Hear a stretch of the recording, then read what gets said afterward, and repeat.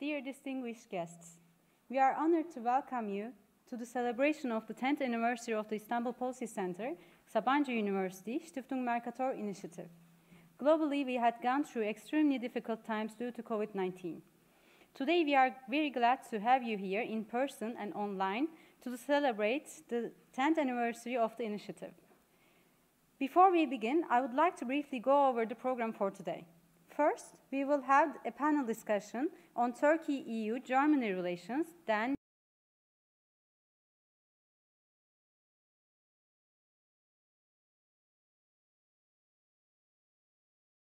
Advisory Board's Ruprecht Polenz, and IPC Research and Academic Affairs Coordinator Senem Aydın-Düzgit as speakers, and IPC Director Fuat Keyman as a moderator.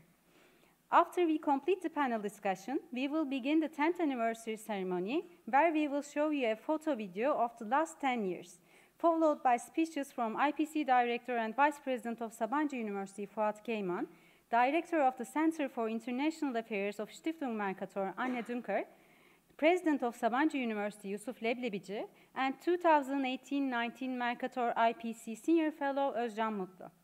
We hope you enjoy our program. I would like to invite our panel speakers and moderator to the stage for our panel. Thank you.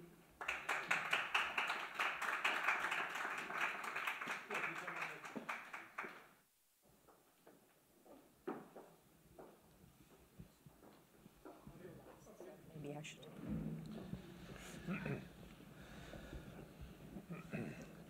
Welcome, everybody.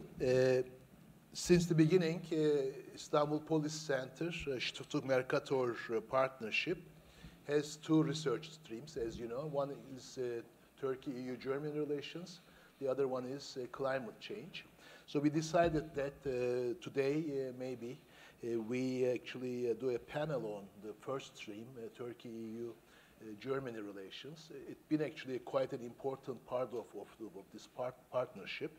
And as a matter of fact, one common denominator between Istanbul Policy Center and Stiftung Mercator is their belief on the European pivot on the one hand, and then the importance of the European anchor for, of course, Germany's main pillar in terms of its foreign policy, and Turkey's navigation in the democracy and modernity. As we are doing this, of course, Monday, the 9th of May, was kind of an important day because it was a Europe day, but at the same time, it was actually Russia's victory day. And as a matter of fact, you know, last couple of years, the Europe day was quite silent. It was not very much actually, at least it has not, you know, drawn the attention it deserved. But this year, there was an interest on the Europe day. But when I look at the debates about the Europe, the EU, and its future, I see actually two important shifts or changes. One actually is from the beginning, the European integration was based on what we might call the Jean Monnet principles, that economic modernization would lead to political modernization, i.e. democracy. And as a matter of fact, the whole thing was about economy and democracy. But we actually recently, we started talking about the geopolitical European Union, geopolitical Europe, strategic autonomy. And as a matter of fact, some people suggest that maybe we are coming to the end of the Jean Monnet principle. At least we cannot think of EU and Europe only with reference to economy and democracy, and we have to actually put security to it. Some kind of strategic thinking or geopolitical thinking is necessary for the European Union. It might be positive, but it might bring challenges to the idea of Europe and the idea of European Union too. And of course, one of the reasons why there was a heavy emphasis on security and geopolitics was because of the Russian invasion of Ukraine. And as a matter of fact, 9th of May was the Russian victory. But of course, that victory was actually celebrated in the time of war. So, you know, the whole idea of Europe, European Union, globalization was or have been hijacked by this war. And as a matter of fact, it is a very, very important, not political, but also paradigmatic shift in the way in which we think about European affairs, global affairs. Maybe, we are entering into some kind of systemic transition. And as a matter of fact, recently, all of the meetings that I have attended, we have this paradox, we have this dilemma as far as the West, the idea of Europe, the European Union, or Turkey, EU-German relations are concerned. On the one hand, this war created some kind of impetus for the transatlantic alliance. There is a revitalization of that alliance. There is a revitalization of the relationship between two parts of the Atlantic, and it seemed to me that this is quite important for the future of the system. But on the other hand, as soon as we say that there is a revitalization of this alliance, the revitalization of West, EU and the NATO, as soon as we said that, we also talk about challenges. For instance, in terms of America, one challenge is there is a very increasing concern about isolationism. Maybe Trump might be the last transatlantic president, and there is a kind of a Trump, sort of specter in the United States. And today, I was looking at some of the articles about the war. There is also concern about the capacity and willingness of the European Union and the Europe and NATO to maintain this solidarity if this war continues. So there is a possibility of prolonging of War II. So on the one hand, positively, we have actually some kind of re-energizing, revitalizing process going on, in at least European Union, the idea of Europe. But on the other hand, this actually war has unearthed significant challenges that indicate that maybe we are actually, in addition to war, we are in the process of systemic transition. Maybe the end of the post-war order, end of liberal order, but something that we are going to, but there is an ambiguity there. So in this kind of introduction, I would actually start with Ruprecht Polenz, because 10 years ago when we initiated, embark on this project, 2010 was the Arab Spring. There was actually hope, and then that hope also turned into a big tragedy. And I remember you and I, doing actually speeches in Istanbul, in Ankara, and you had a great actually take on Arab Spring and in the Middle East. Last 10 years, changes, and then today we are actually facing some kind of shift, and then the future that seems to be bleak, but of course, it is up to us how to actually create this kind of, what kind of future we like to have. What do you think, Turkey-EU-Germany relations in terms of this last 10 years today, and where we could actually go? Yeah, thank you, Fuat, for your very broad and very knowledgeable introduction in our panel. So there are many questions to cover. If we are looking backwards, I would say I would like to push a reset button because in 2005, when the negotiations with Turkey and EU started, we were all very hopeful. And Turkey has been pressing for these starts as a candidate to negotiate for quite a while. And now it was ready and the negotiations started. And in the beginning, in the first years, we saw progress in many areas. Unfortunately, and this we would have to change if we were able to put a reset button.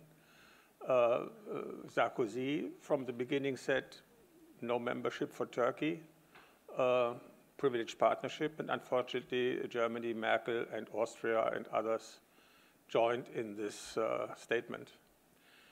And I found it as a huge mistake because I saw the accession talks and the negotiations as a modernization program for Turkey.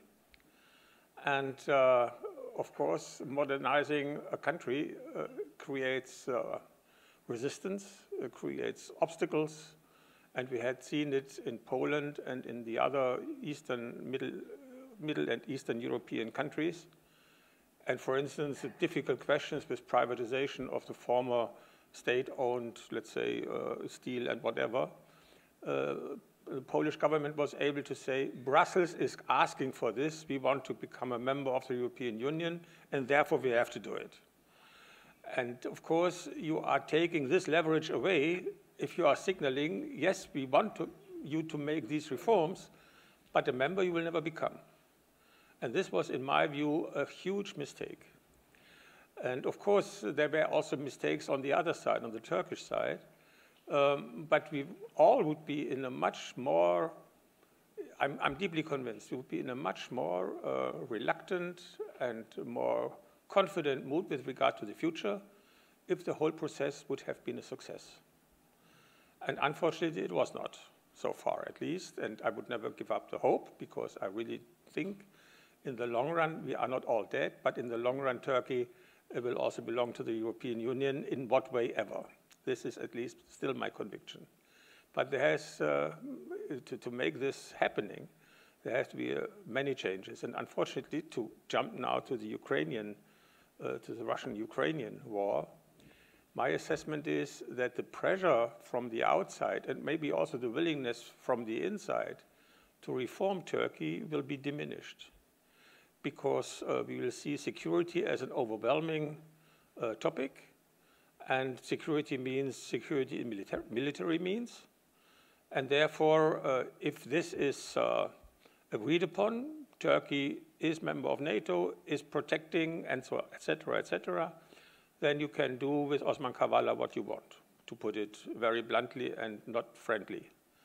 So, and this is, of course, not a development I like to see, because I think that Turkey is weakening itself if the country is not getting to this path towards reform. Autocratic systems, in my view, are in the long run weak. I can explain many reasons for this thesis. And so here we are. And what can we do from now, just for the beginning? I'm also not only the German co-rector for this Turkey-Europe Future Forum since the beginning, I'm also the dean of a global diplomacy lab, which is a joint enterprise of the German Federal Foreign Office, together with some foundations. Mercator has also been part of this in the beginning. And the idea is we need a new kind of diplomacy. You know, in the very old days, it was from ambassador to ambassador, from minister to minister, and that's it. And then public opinion came into the game. And right now, international relations are also shaped very much via civil society connections. For instance, the whole climate issue would never have been brought up so highly in the political discussions. We would not have seen before these kind of environmental movements in all the countries who work together without governments. They just cooperated because they had a common goal. And what we call diplomacy 4.0 means we have to develop a more inclusive and a more broader-based diplomacy. And here is, and therefore I'm explaining this, in my view, some kind of hope for the Turkish-EU, Turkish-German relationship. Because the more we would be able to include civil society relations, which are still possible and which can still be, let's say, worked with, and the more we can include this in the broader diplomacy, the better it is. And therefore, I don't give up hope. But right now, we are all very afraid what might come out of the aggression of Russia against Ukraine. If you look to the speeches of Putin, it's not just about Ukraine, it's about much more. And here I really do hope that Turkey will join our common approach to let Putin not win in Ukraine. Thank you. Thank you. I have one more question, but maybe in the second round, and then we will actually open that to question and answers. Let me go to Andreas Nick. And thank you very much also for accepting to be our new Mercator-IPC Senior Fellow. Of course, you have many hats, and one of them is, you know, your relation with the European Council, and then this great report you write on the European Council. Because in addition to this security-based challenge to the European Union or to the world, we have also a challenge coming from what we call democratic backsliding, which comes with the institutional erosion, not only national level, but also regional level. And then we see actually erosion of the international and regional organizations, at least to actually tame some of these challenges, to regulate some of them. And one of the important organizations in that context is the European Council, and what it can do in terms of its role to actually at least resist against this, you know, democratic backsliding or competitive authoritarian or legal autocratic, you know, developments, not only in Turkey, not only some other parts of the world, but also in Europe, in European Union. You know, Hungary is one case, and Poland and the other cases. That challenge, and then European Council, but also Turkey-EU-German relations. What would be your take on this two-fold development or process? I think the Council of Europe is a perfect example of the institutional infrastructure that we have been building in Europe after the Second World War. It's older than the European Union. It encompasses, as of now, after Russia's forced departure, 46 member states, and Turkey is de facto a founding member of the Council of Europe.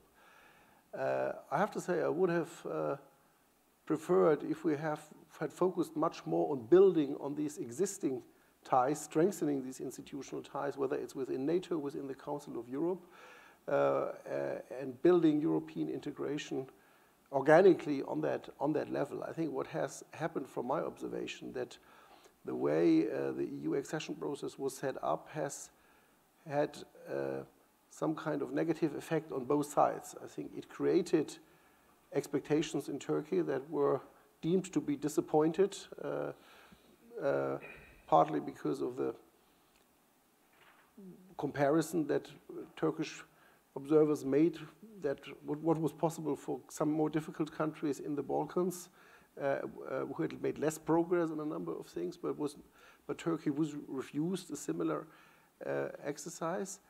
But on the other hand, also, in the perspective of many European societies, the EU accession process created a new benchmark level for looking at everything that is happening in Turkey. And it has raised the bar tremendously, because every political and social development in Turkey was now benchmarked against the idea of Turkey's feasibility to be a full member of the European Union. And especially after 2013, I think both of that has not necessarily proved productive as an approach. And so we are where we are in the EU accession process, and that's why I think it is important that we rely as much as possible on the institutional ties that we have in place, whether it's in NATO in a security context, but also in the Council of Europe when it comes to rule of law, democracy, and the protection of human rights. And we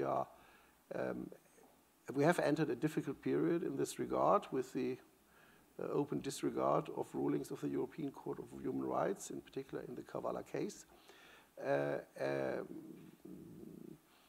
You may take the view that in the overall context of geopolitics, this may be re-evaluated by some governments in terms of their response and their strategy, but institutionally it is a major challenge. Unfortunately, I left the Council of Europe in January after not being re-elected to the German parliament. But if you look at where we were in this context, this was the Kavala case, also from the stage where it was in handling in the court and in the Council of Europe, was a bit the precedent case also for the Navalny case in Russia. And I think what we tried to explain to our Turkish colleagues and friends at many occasions is that if that connection is made, it will be much more challenging for Turkey not to be sanctioned in the context if the verdict of the court is disregarded. Now, events have had a very negative spin, and Russia was dismissed and excluded from the Council of Europe because of the aggression in Ukraine. So this connects between the Kavala and the Navalny cases has been loosened a little bit. But we will have also to consider, also from a German perspective, that we have a very self-critical discussion in Germany looking about on our approach to Russia for the last 20 years. And I would not exclude that this also has some spillover effect, I think, into how we look at the Turkish relationship from a German perspective. So this is to be kept in mind.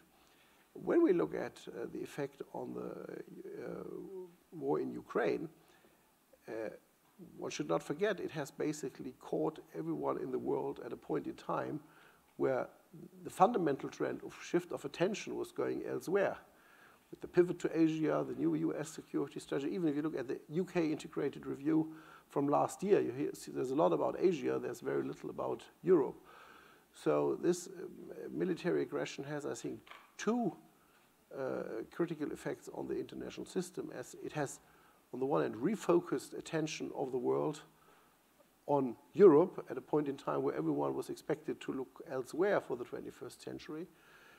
And the second, and this is a horrifying experience made every day in Ukraine and beyond, is that what we had built as a security and peace order for Europe after 1990 is probably gone for years and decades to come. And we are at the start of a new era in terms of international relations in Europe, which may resemble much more the Cold War or even periods before that, rather than what we had hoped to lay the ground for in the Charter of Paris, to which Turkey is also a subscriber as an OSCE member. And this, I think, will put major challenges to all of us. It puts Turkey in a maybe in a much more exposed position as a regional power, as a security actor, at a critical geography between Europe and Asia, between the Eastern Mediterranean and the Black Sea, but also with regard to regions in the world like Central Asia, the Middle East, or even the Western Balkans. And that, I think, from my perspective, leads to the critical question for our German-EU relationship for the future. And this has some critical messages to both sides, which is one of the challenges if you are a rapporteur for a country. You always send the more difficult messages back home and to your friends and partners. But for the Europeans and the Germans, I think one of the critical points is, are we willing to acknowledge that Turkey is and will remain an important regional power? And will we be able to devise a strategy that will hopefully enable us to align Turkey's interests and actions in a way with our own interests, that it is a win-win situation and productive for both of us, and for our Turkish friends being aligned, associated in whatever shape or form with Europe, I think will come with some requirements also in terms of its internal state of democracy and society. And I think what we have seen with some concern that there are developments in Turkey which put the state of affairs in the country to a certain extent in contradiction to its, as I would perceive it, to its own strategic interests. Not our interests, but Turkey's very own strategic interests, economically, security-wise, and elsewhere. So this is, I think, the important balance to be kept. And last point, one of the challenges that are embedded in the title, when you're Germany-EU, is to reconcile, on the one hand, an approach which I would describe as somewhat bilateral and transaction-oriented in terms of Turkish foreign policy, especially with the importance of the Turkish-German relationship, whereas Germany always has to keep in mind that its position is embedded in a multilateral framework, whether it's the EU, whether it's NATO, or other institutions. And as we've seen in the crisis on the Eastern Mediterranean, Germany was probably among the last key players in the EU being on productive talking terms with Turkey, creating some tensions also with our French friends and partners. At the end, I think in the EU we can come to a productive position, but it would be a mistake, I think, to look at this only purely on a bilateral perspective without ignoring that this is embedded in a broader context. I think one of the important topics that we will be discussing, I mean, we already have started to discuss, is how are we going to balance between this ongoing transactional relationship between EU and Turkey and Germany and Turkey recently, and the desired multilateral type of approach to this global relations, or at least responding to regional and global challenges. And I think this one of the important challenges that we face today is the failure to have this balance between transactionalism and multilateral. But I have actually a question to you guys in terms of it's important to go to civil society to actually enhance relations, but at the same time, recently we are also discussing about the problem of leadership in Europe and the EU, but we will come to that. And now we turn to Senem Aydın-Düzgit. And Andreas said, in addition to this idea of geopolitical Europe, strategic autonomy, I think one of the things that the war on Ukraine or the invasion of Ukraine created is the shift in terms of how to deal with Russia or how to have relationship with Russia. And I think this domesticating Russia, taming or integrating Russia times might be over now that there is a different type of relationship we are going to have with Russia in Europe. But thirdly, there is also a discussion about the European security architecture. For instance, Macron's speech a couple of days ago that maybe we have to change the rules in order to be able to make the European Union effective, not only economically, but also geostrategically or politically. What is your take on Turkey-EU-German relations? Of course, you've been actually very valuable, member of this community and this partnership, and you know, as Mr. Polenz, that we have good days now that there is a decline, and hopefully we might actually have good days again. So, what is your take on Turkey-German relations in terms of this recent developments? Okay, great. Thank you very much, Fuat Hocam. Let me begin by saying first that I do remember very well the first time that we had this meeting here 10 years ago, sorry, exact, on a snowy evening, where we had all these speeches and talks. And I mean, I think I have to say that it's, I feel very proud and happy to see that this partnership has come such a long way until then, with so many fellows, projects, collaborative efforts that spilled over into so many areas of our professional and personal lives as well. But it also somewhat saddens me to see that the EU-Turkey relationship went, in a completely opposite direction, that it did not really benefit from the fortune of our collaborative efforts and works together. And there, of course, I'd like to refer to something that Mr. Polenz also referred to in his initial speech, that at the time, in 2011, when we started with this partnership, Turkey was still viewed as an enlargement country that was conducting accession negotiations. That was the EU parlance, in any case. Accession negotiations, they were progressing very slowly, but they were still going on. There were some chapters that were being opened, however slow that process was. So it was mainly viewed in an accession framework. Now, 10 years fast forward, basically what we've seen along the way is that Turkey first started being referred to as a strategic partner rather than a candidate country that would, at least that had a chance to join the EU at some point in the future, and then to a potential adversary. So the language from membership to strategic partnership to an adversarial or conflictual semi-quasi partner happened, I would say, over the course of the last decade. And I think it's really striking to see and to observe, to zoom sort of backwards and to look at the process and to see how we got there. Now, of course, I mean, during this period in the European Union, as you've also rightly referred to, and I mean, enlargement has stalled in general. Yes, there is, of course, enlargement process to Western Balkans, but we all know that that is ridden with all kinds of problems, and the process itself is extremely slow. And I will come back to that in relation to your specific question about Macron's speech and about the future of the European project. And of course, you know, all of you have mentioned the things that have happened in Turkey regarding democratic backsliding, democratic decline, huge violations of fundamental freedoms, human rights, rule of law, and now added to that, the economic decline of the country as well. So what we ended up with, as you've said, is a kind of a transactional relationship where even the transactional component is extremely thin because it's been reduced to the migration cooperation and the migration agenda mostly, where there's been some talk of customs union liberalization, but nothing has happened, obviously because of Turkey's own domestic woes and problems. And Turkey became increasingly contesting of the EU in the wider foreign policy realm as well, in Eastern Mediterranean and elsewhere.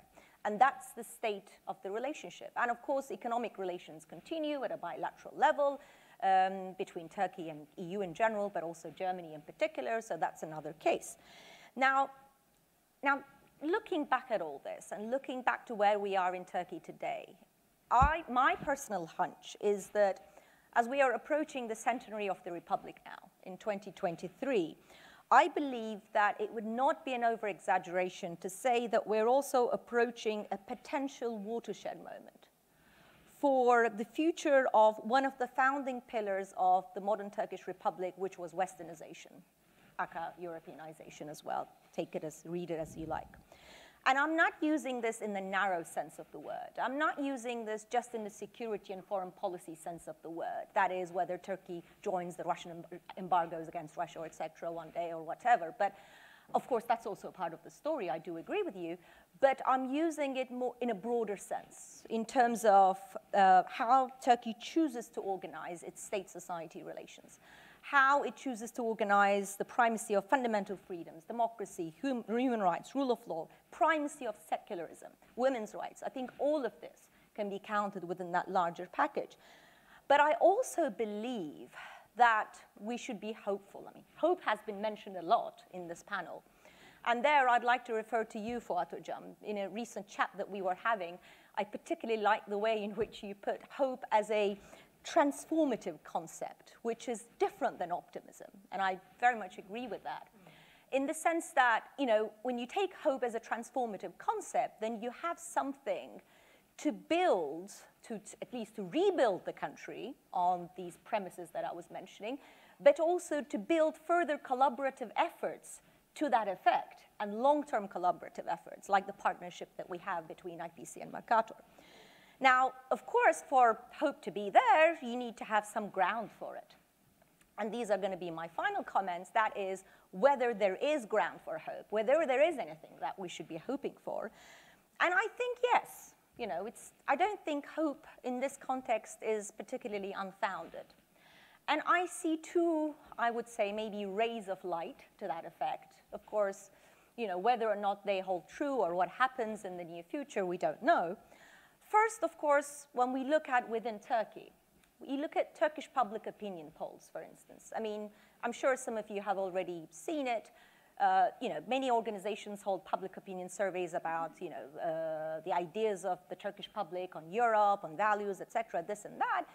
But I particularly follow this German Marshall Fund GMF public opinion poll because they do it annually. And they ask people what they think about Europe, what they think about the West, et cetera. Of course, we know that anti-Westernism in Turkey is high, and when you look at the data, you see that much of it has to do with anti-Americanism. But when you ask people their opinions about Europe and whether Turkey should be more closely associated with Europe, you see that still, despite all the anti-Westernism that is being pumped up from above, you see that it's rising. You see that it's still at around 60% or so. That is large majority. And I think the more important thing here, is aside from the absolute number itself, is that this is particularly pronounced among the youth. So the younger generations see their future or wish to see their future in Europe. And something else that strikes me, and that's very much connected to the work that we've been doing in the IPC-Mercator partnership as well, is the views of these people on climate change, and especially the youth on climate change. Ümit is here. He would know better than I do. But I was perplexed to see that such a large majority of the youth see climate change as a major problem, and they think that anything can be done to fight climate change, even it conflicts with primary national security interests, etc. That they see it as a fundamental issue, and they see Europe as a potential partner in that as well. So, I mean, I think this goes to show that, you know, given the change of political constellations, the ground for change, the foundation for change, the demand for rebuilding and democratic consolidation and reconstruction, or whatever you'd like to say it in the context that we are in today, is there. Now, looking back onto the European side of the story, as Fuat also asked, now, I also see a similar prospect of transformative change for Europe and the European Union as well after the Russia-Ukraine war. Now, I know that many stars have to be aligned for that to happen, but I think, and especially with reference to Macron's speech on Europe's Day, I think that this seems to be more urgent or apparent and perhaps more feasible than ever.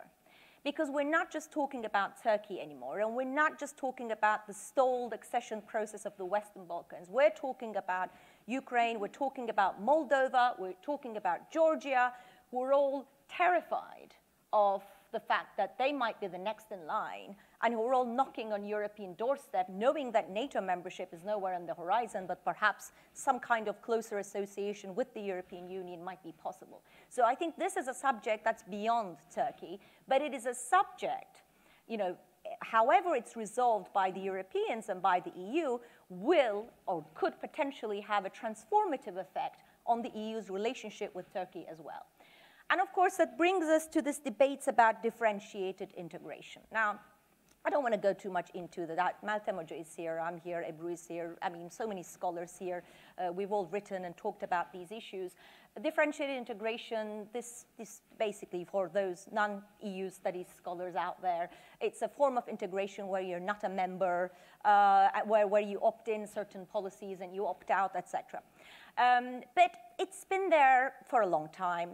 But the form of differentiated integration that exists today is not, I would say, inclusive enough or flexible enough to allow for the meaningful contribution of third countries like Ukraine, like Turkey, like Georgia, like Moldova, or the Western Balkan countries like, I don't know, Bosnia, Kosovo, all the rest, right?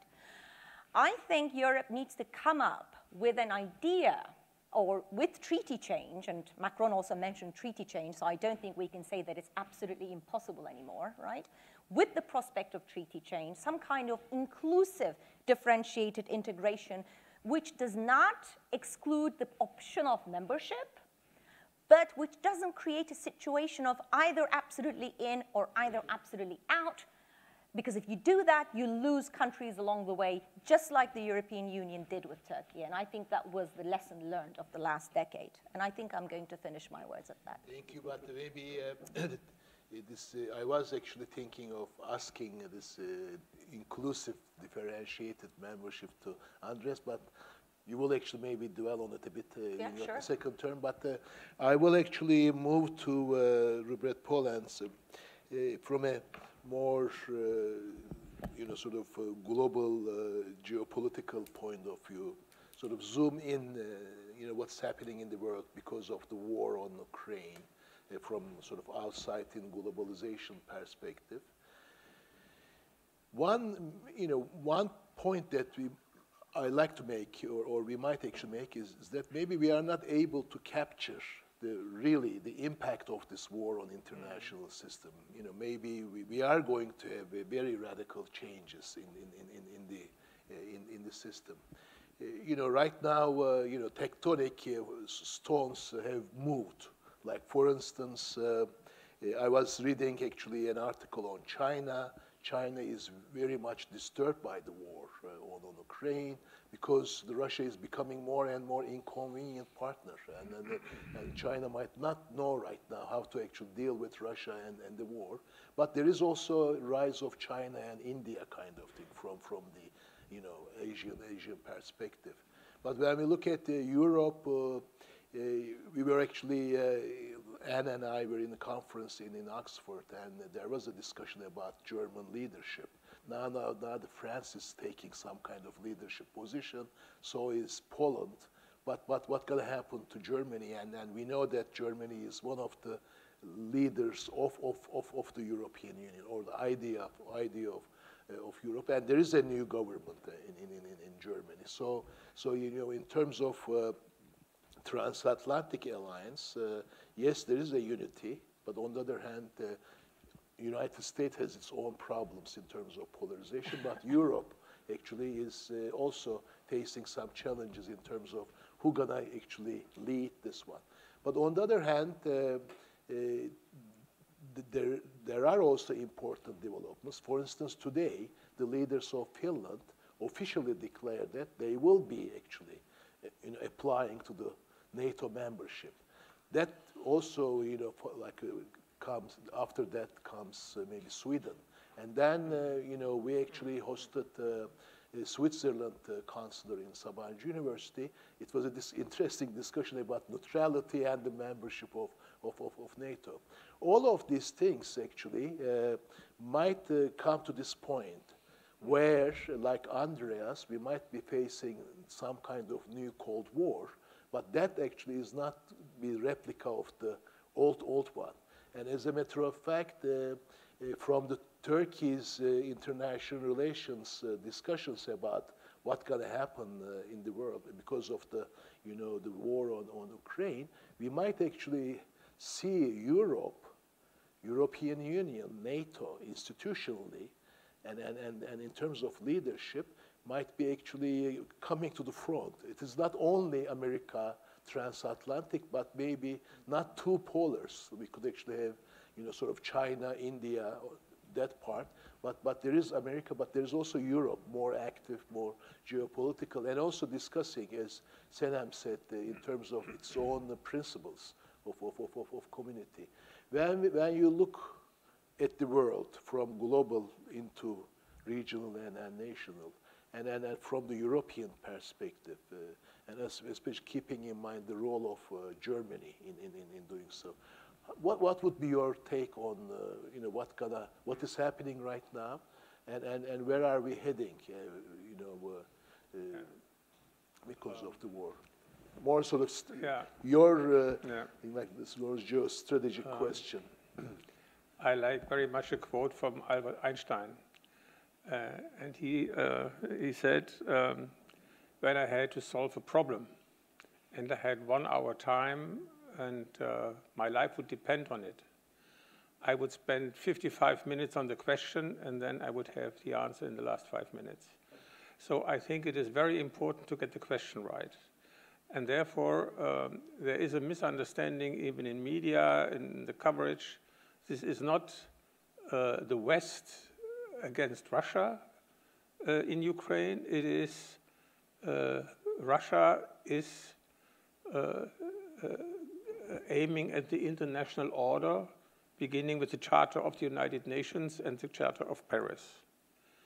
And only if you have this right, you can address also countries who might not see democracy in the same way as we do, but they have an interest that there is some kind of international law, that not the more mighty take what they get and what they can. And so it is really the international order at stake. And this we have to communicate. When we go to Africa now and ask, you did abstain, why did you, and so on and so forth.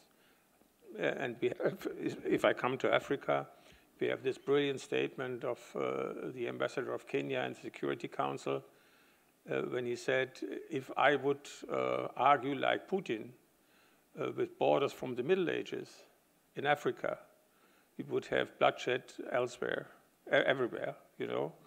And so this kind of order of the Charter of the United Nations regulating the way how sovereign states deal with each other is something I would say we could really get a broader consensus. And this also includes, for some extent, China, because their aspirations to enlarge are one China policy, you know. But we will see if what they are doing in the so-called South China Sea. It's also a bit shaky because you can always say in previous times this was all Chinese. First point. Second point, how is Russia doing it? They are threatening with nuclear weapons and say if anybody is helping Ukraine, there might be a risk of a nuclear war. And if they are successful with that, this would mean that every nuclear armed power can take with conventional means what they can get. And if you're now looking around the world, what this means for maybe Iran or some nuclear armed powers in being, or for North Korea with regard to the South, for instance, maybe the better example. But even if you look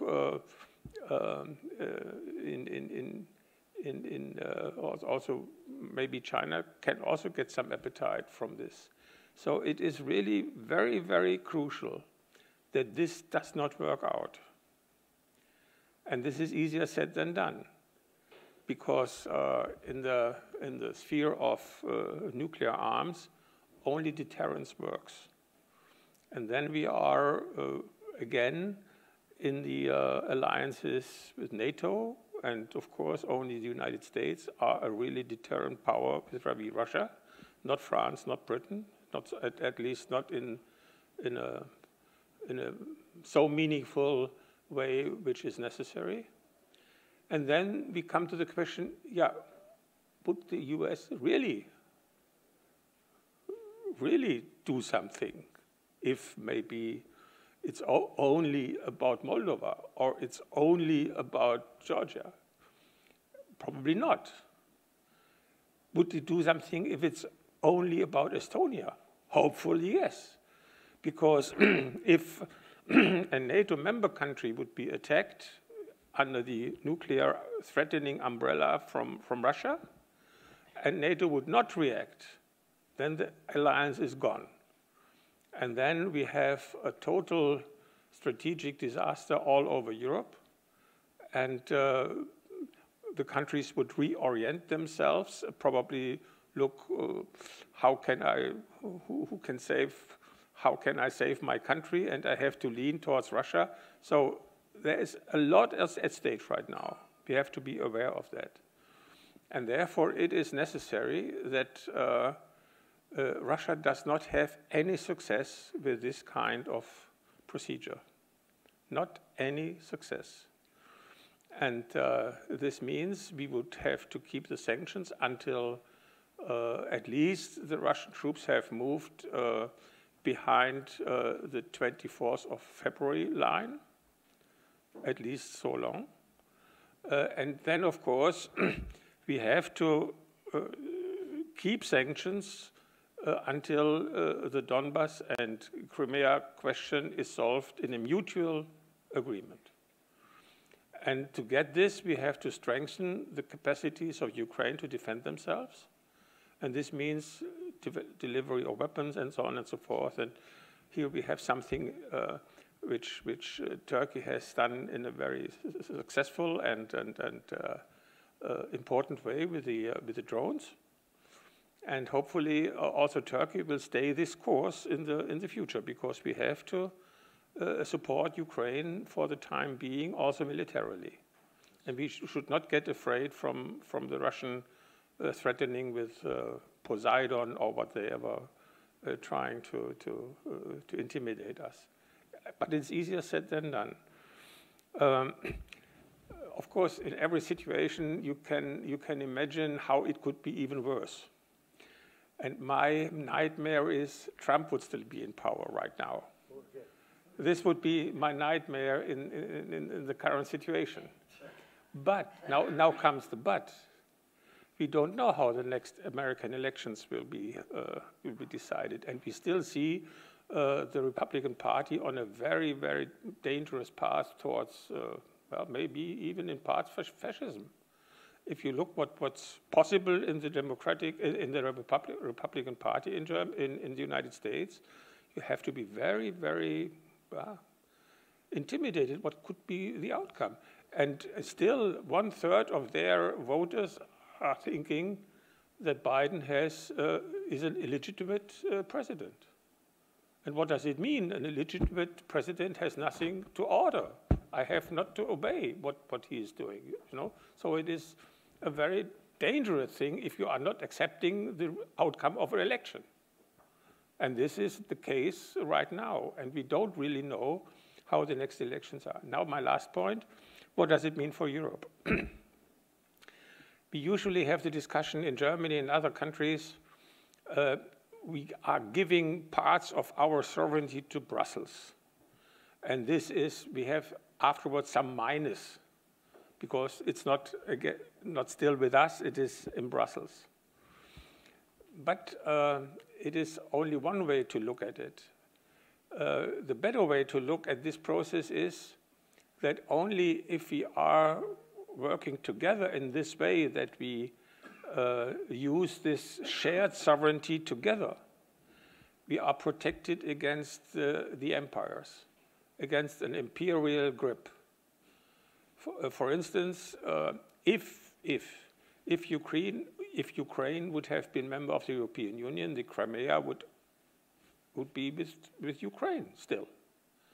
So, I think one of the conclusions of the current crisis, hopefully, would be we have to strengthen the European Union, especially in the foreign policy and security policy, whatever this means with soldiers and so on and so on. And we have this perception that we are too weak. Even the bigger countries like France and Germany are too weak if we are going it alone. And now my last remark, maybe for one of our next rounds in the discussion. I'm really curious why Turkey is still thinking they can go it alone. I'm really curious to hear an answer, because Turkey is a strong country. Turkey is a proud country. Turkey has a huge army. But in my view, you can't go it alone in the world we are seeing right now. The polos are not Mexico or Brazil. The polos are China, United States, Russia. And so this is, I think, one of the questions where, if we have this discussion also in Turkey, we can get a new common ground for a restart. Not a reset, but a restart. Actually, the Senem Aydın-Düzgit's point about the idea of Westernization, you know, involves, or at least has a connection with your question, because whether Turkey should go along in terms of some kind of strategic autonomy or in NATO with multilateral point is actually the very basis of one of the basis of the idea of what kind of Turkey would like to have, with the Western anchor or not, kind of thing. So the Westernization debate or discourse is extremely important in this. But also, like, I take your points about United States very seriously, and because it's like really, if you go in the debate about internal politics of United States, I mean, there's a big suffering from the severe polarization. Big, actually, sort of, at least from the Republican Party, you know, impetus for isolationism, some kind of like Turkey going along, but there is actually United States should go along with selective globalization, some kind of isolationist, you know, for foreign policy. But all of these things actually make the, you know, question of Europe very important in terms of creating balance in global relations. That's what I meant by, you know, that maybe transatlantic alliance, but maybe Europe is a bit front end than the United States, because United States is, I don't know to what extent they could actually, or Biden administration can solve this kind of problem. But in that case, maybe we go to Andreas, and then Senem's last point about, you know, inclusive differential integration. You know, one of the sort of results negative results of transactionalism is you actually, question, sort of indicates the direct point about that too, that Turkey, goes alone, and disconnect from democracy and over securitization, and of course it has the capacity in certain cases, we see it in this Mediterranean and the others.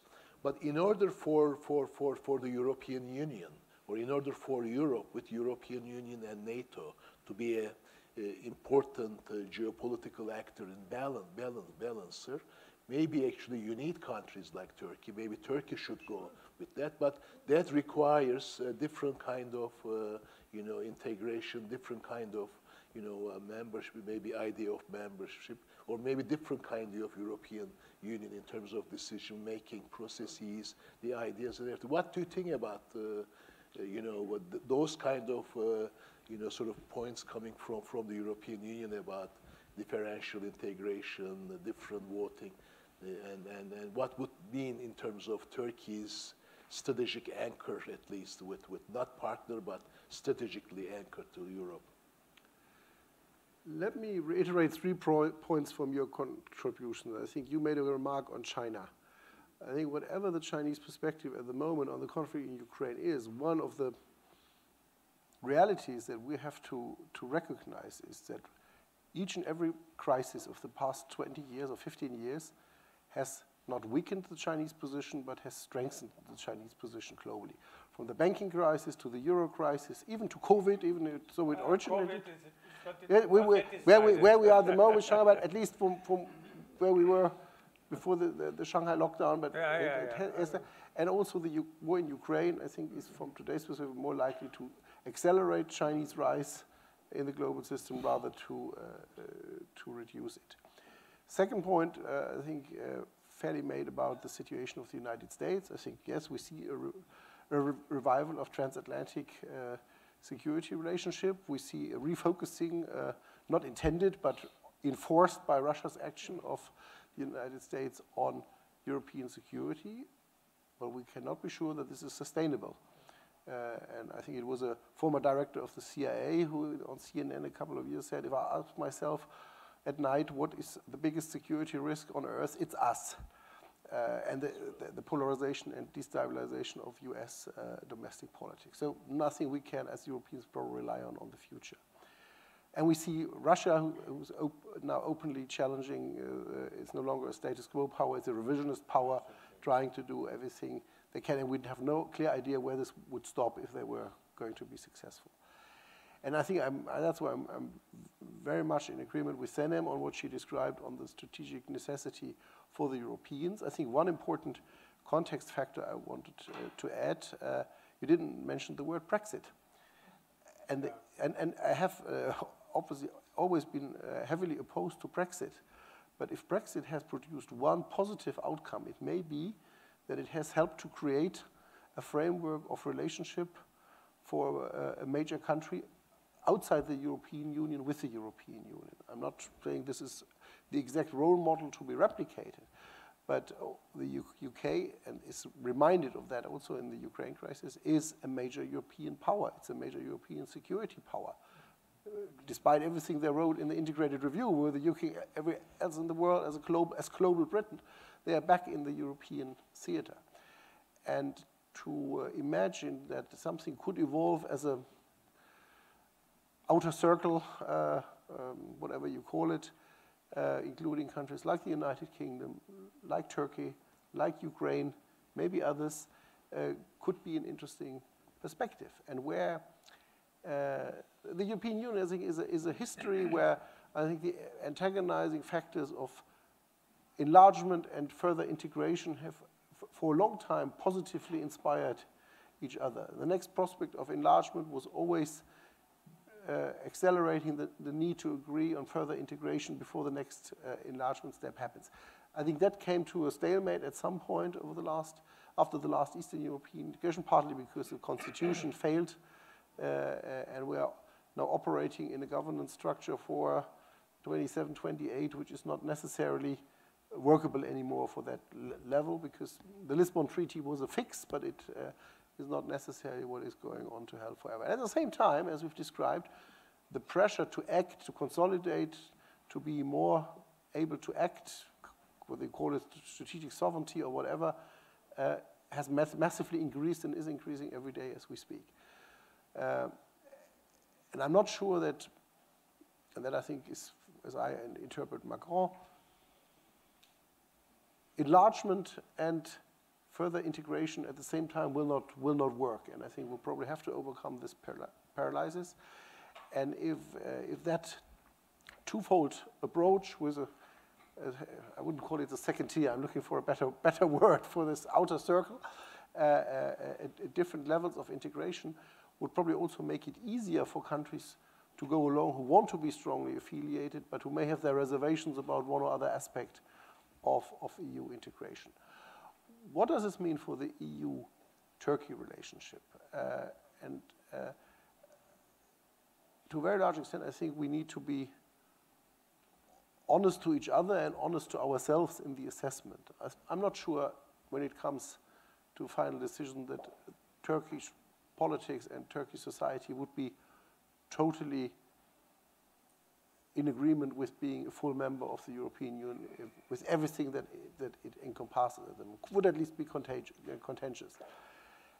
Maybe we can find other ways. And as I said before, it's also for the Europeans to be honest in their regard. Yes, to acknowledge Turkey is and will be an important regional power, and it will be in our interest and in Turkey's interest if we align that to the maximum extent possible. We've seen that in the Eastern Mediterranean crisis. There is an immediate French impulse to try to contain Turkey as a Mediterranean power. There's probably a different perspective on many of these situations from Germany. Nevertheless, it is challenging. And what I would recommend is, I think, that we start working together through the files that we need to resolve to make anything of that possible. And we've talked about the human rights and rule of law situation. Let me address another potentially unpopular issue, the Cyprus question. Leaving everything inside, the unresolved Cyprus issue is institutionally one of the major obstacles for further EU-Turkey alignment. And I may have been naive and proven wrong. I had hoped when we were talking about hydrocarbon geological findings in this area, it could help to produce a win-win solution. The exactly opposite has happened so far. This has created also a very unfortunate setup where some players have an incentive to immediately create every issue that is appearing in the Eastern Mediterranean as an insider-outsider issue, where Turkey is the outsider and the insiders try to come together. I'm reasonably confident that also my Greek friends, especially under the current Greek government, would indeed be able and willing, I think, to come to better bilateral arrangements between Greece and Turkey. And there is, I think, some way to get there. But if we don't work step by step to overcome these institutional hurdles, that is, I think, for Turkey to acknowledge that you can't go it alone in each and every aspect, but you have, I think, to take in your own assessment what the interests of your partners are. But it's also for the Europeans and the Germans to assess that whatever you may think about the current state of affairs in Turkey, some strategic interests of Turkey are going to stay even if we have another president or another government, and not necessarily react like a reflex on everything coming out of Turkey negatively. I think there's a lot that Turkey can bring to the table in Northern Africa, in Central Asia, in the Middle East, if we work productively together in that context. And last not least, Turkey is, next to the United Kingdom, I think, two of the non-EU members in Europe, one of the strongest military players within the European pillar of NATO. That's true. Maybe actually, Mr. Polenz's question, I will actually direct to you, Senem, whether Turkey goes alone or in what, sort of integration with Europe. I think one of the interesting consequences of the Russian invasion of Ukraine on Turkey has been that the government, the existing government, which was underestimating the importance of the Straits and the Monroe Doctrine, realized that it was extremely critical and crucial, agreement for Turkey. And then, as a matter of fact, a recent appreciation of Turkey's role in the Ukraine conflict is twofold. One actually is to be Ukraine-friendly, but on the other hand, blocking the Straits so that the Black Sea security cannot be reduced to Russian domination. I was extremely, concerned about Odessa and concerned about Russia's, increasing hegemony in the Black Sea, given the fact that Syria is also, under Russia's, hegemony. Then you have actually, Black Sea and the Mediterranean access kind of Russia, which is quite a risk actually for region. And I was openly stating this actually in the public realms in Turkey, that this is also not economic but geopolitical risk for Turkey. So in this sense, I'm a very firm believer of the fact that Turkey should go not alone but with NATO, with Europe, and the European anchor is extremely important for Turkey. The EU anchor and the Western anchor. Of course, you could be actually global at the same time. The strategically anchored Europe does not mean only Europe. It could be actually maybe strengthen Turkey's. But whatever, that's my position. But let me actually ask that question to you. That what do you think how Turkey should operate or move? Okay, thank you. Fuat Hocam. Well, I do agree with you and the previous speakers that that in an ideal case scenario that it's not wise for Turkey to try to go alone. Having said that, of course, we don't live in that kind of world, and obviously and unfortunately, and I think the Turkish policymakers now literally feel, I think, that they cannot afford to fully alienate the Russians. And I'm using afford in both the economic and the literal sense of the term and other sense of the term. And thus that they're trying to find a kind of a delicate balance or so. Now, whether this is in the long-term interest of the country, I fully disagree. I don't think it is. But still, it's trying to find a silver lining for this. If we look at Turkey-Russia relations before the war, I would say it was much more concerning than the stage that we are today, right? I mean, that's a silver lining that we have to see. At least we see an effort for balancing. Before the war, it was almost super pro-Russian, Russification all the way, despite domestic resistance and sort of some anti-Russian sentiment across society. I think that's important to say. Another thing I would say in relation to your question, but also that speaks to what the previous speakers talked about. I mean, this hasn't been mentioned, but I think we have to talk about it. If the United States goes the other way, assuming that Republicans win, we know that Trump has transformed the Republican Party in his own image. So if it's not Trump, it's going to be somebody else with a different name, but another Trump. What's going to happen to European security capacity and guarantee? And in that way, I think we'd have to talk about an autonomous European security and defense policy. Now, whether this would be a fully fledged autonomous security policy that's powerful, that's going to exert power, presence, wherever there's a security threat, without necessarily the US backing, or whether it will be sort of, more toothless, I would say, and rest on the mutual defense clause that already exists in the EU treaties. We don't know. But assuming that it gets fully fledged and underway, and I think Macron's speech also speaks to that possibility. I mean, this is a point that had been making for ages, but we know that Germany was also more in favor of a wait-and-see attitude, especially in terms of what would happen with the American elections. Assuming that that happens, then of course that would leave Turkey in an even worse conundrum, because then Turkey would be left out of any security alliance on the continent, of course, provided also that it keeps the conflictual situation with Greece and Cyprus that you've mentioned.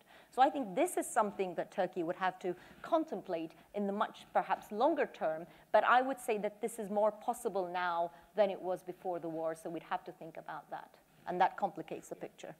Thank you. I mean, we are doing this hybrid, but that is possible to actually have question and answer period, right? So, okay, we have actually another 20 minutes, and let's turn to you guys, and any questions and remarks? Attila, let's start with you.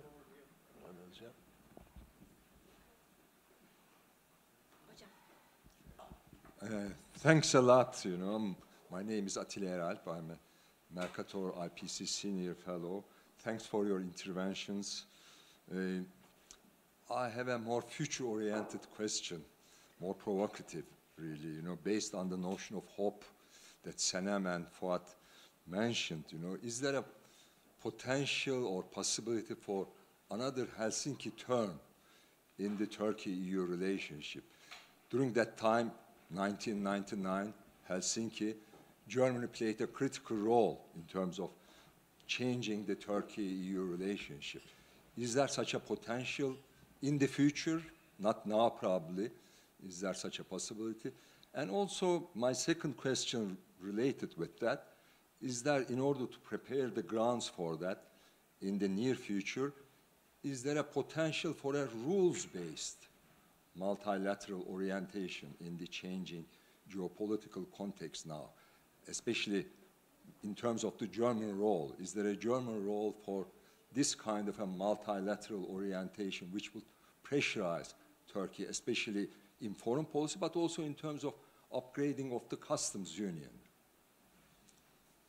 Thank you. Okay, please. Well, I think Germany, up to today, is, I think, the key partner for Turkey within the European Union. I mentioned the Eastern Mediterranean crisis. I think there were very few others remaining in the European Union that were at least on constructive talking terms with Turkey, not always to the pleasure of some of our European partners. But we have always also had to explain to our Turkish friends there's no bilateralism above all. At the end, you get Germany as a part of the European package, and there's no scenario feasible, I think, where the German-French relationship would crack over a bilateral issue with a third country. I think that is also something to take into account. I would like to make a point about civil society as well. And one of the reasons why we have this special relationship is because our two societies are probably more interwoven and more interconnected than any other country in the world with Germany, which is a great asset, it's a great positive, and I think that will always underpin, I think, our cooperation. But it has one other effect. Every conflict, every polarization in the Turkish society is immediately arriving in the midst of German society and German domestic politics as well. And I think that is the dual facet of that aspect. So a lot of what you described reflects on that. That's, I think, where I always stress the point, let's solidify those institutional ties that we have on security in NATO, on the Council of Europe, on OSCE, and I think that will create hopefully the best framework to get things going. What I think we need to be more open, sometimes also speaking out more open, is Turkey's contributions on a number of issues. Let me take, obviously there was a lot of French to Turkish controversy on the situation in Libya. And there has been criticism on some of Turkish policies in this regard. What everyone in Berlin had acknowledged, not necessarily publicly, the Berlin process on Libya would have not been possible without Turkish support. We should have maybe been a bit more outspoken about that. Everyone in closed meetings of the Foreign Affairs Committee would say that in the government, but not necessarily publicly. And we need to, let me give you an example, a very practical example. When the whole horrifying collapse in Afghanistan happened, I think it was one of the positive points to look at whether Turkey would be in a better position maybe than any others to come on speaking terms with the Taliban that would at least allow to secure Kabul airport for the airlift that was ongoing. I have heard also very little recognition of the fact that Turkey could play a constructive role in that regard. That's why when I'm speaking in Germany, I'm always also trying to stress that we should not let our individual perspective on what we may think or not think about President Erdogan or the political majority in Turkey at the moment totally overshadow the perspective on Turkey as a country. And there is a lot of strategic interest and strategic positions of Turkey that will remain, and also in terms of the inter-society connection between our two countries. And I think that is underpinning the role that Germany can and will always play, hopefully, in the context of Turkey-EU relations. But also, you are right, actually, in terms of Turkey's role in Afghanistan, Turkey's role in Libya, in terms of the Berlin process. That has to do with Mr. Polenz's question, whether Turkey goes alone or Turkey does those things within a multilateral rule-based framework. And the more it goes alone in the name of strategic autonomy and democratic backsliding, then, of course, Turkey hinges in the air, does something good, but the next day, for instance, the Osman Kavala case, something bad comes. So I think it is a very strategic question for Turkey, for us. What would be Turkey's choice? To be alone, to go alone, or to be part of this actually multilateral framework? Interesting, I come to you, but I was listening to some of the post-Soviet Republican guys like Kazakhstan, Kyrgyzstan, Azerbaijan, Armenian. They are all disturbed about the Russian war in Ukraine, but they don't want Russia to be totally weakened as a result of wars. They need a balancer. There's a question of whether or not Turkey could be a player for balancing that thing, but Turkey goes alone, reduces that possibility. Turkey, within the multilateral framework, kind of opens a space for that kind of balancing. So I think it is, European question. It is a question about NATO, question about the EU-Turkey-EU relation or Turkey-EU-Germany relations, but also it's Turkey's choice. And I think, one of the problems that we are making the wrong choices in recently, it appears to be. But what are the options? There is one option. Turkey sees itself as part of the region. And this means Turkey is competing with Saudi Arabia, Iran, Egypt, and they didn't wait for Turkey so far. Yeah. Second option is siding more with Russia. And my recommendation would be talk to Kazakhstan, how this works out. And the third option is Europe, the European Union. And we have, and maybe the fourth is, with nobody we are strong enough. We don't care. And I think the last option is by no means sustainable. And if you look to nearly to everything from economic ties, cultural ties, etc., etc., etc., you always have the most things in your basket in the European basket. No doubt about that. And I was just thinking about your question, what in the German-Turkish relationship with regard to bringing Turkey closer to the European Union, what went wrong and where are some kind of linkages. I think we have really, and you said it, we have to look at the many people who have Turkish roots and are living in Germany. For many reasons. One is that the image of Turkey is very much, I know how Turkey is because I have Turkish neighbors. And therefore, I see this is Turkey. And it depends how these neighbors are. The second is, of course, if I have my roots, my grandparents or so are coming from or have been in Turkey, and my parents emigrated and so on. So I still have a relationship. And therefore, what you said, every internal conflict in Turkey is immediately in Germany. And it would have a huge impact on the German view on Turkey if the Kurdish question would be solved. Because we have also some kind divided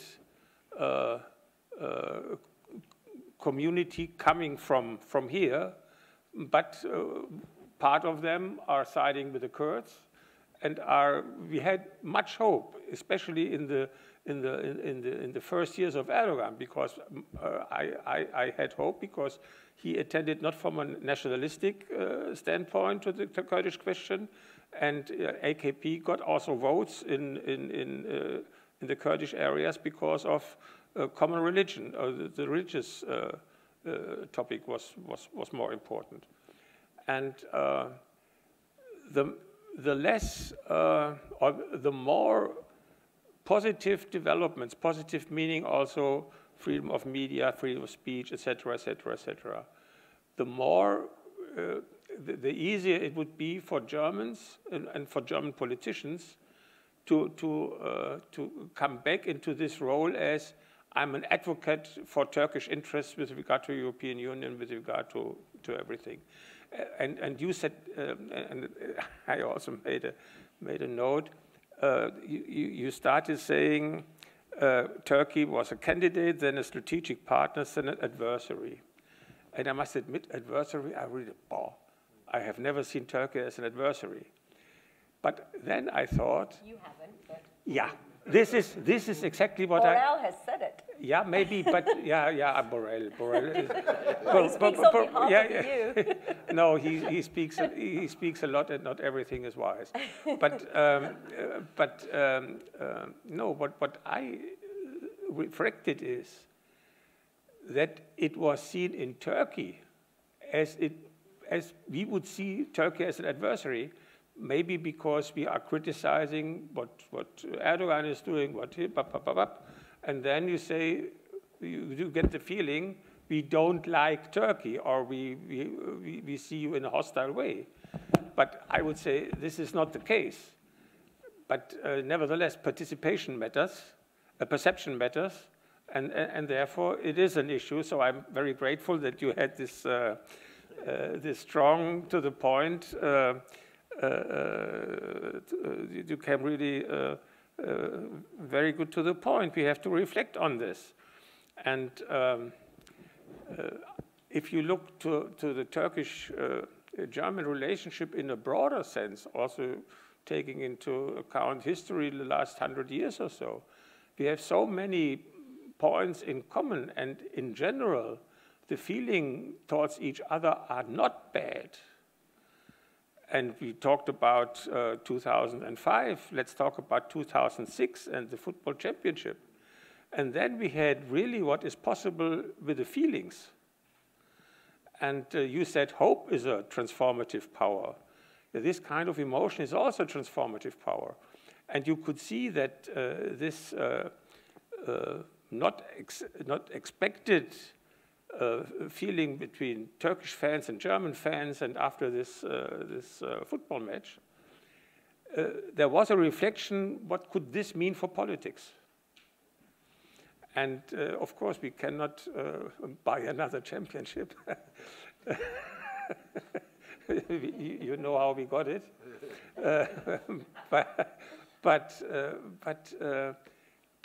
If you want to move forward, you need also these kind of symbolic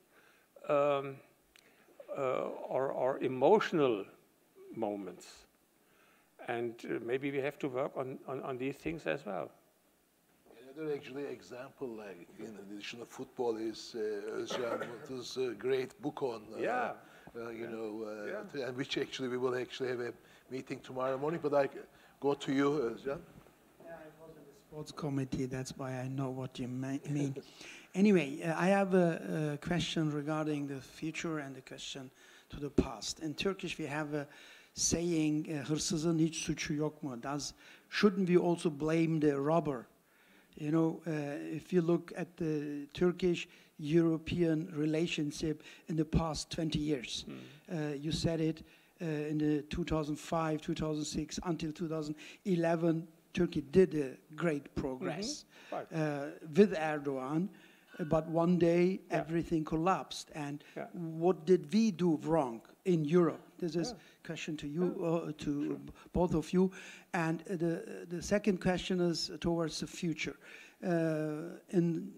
Nowadays, during this terrible war in Ukraine, we saw how important Turkey's role is for the region, geostrategically, and even for security policies.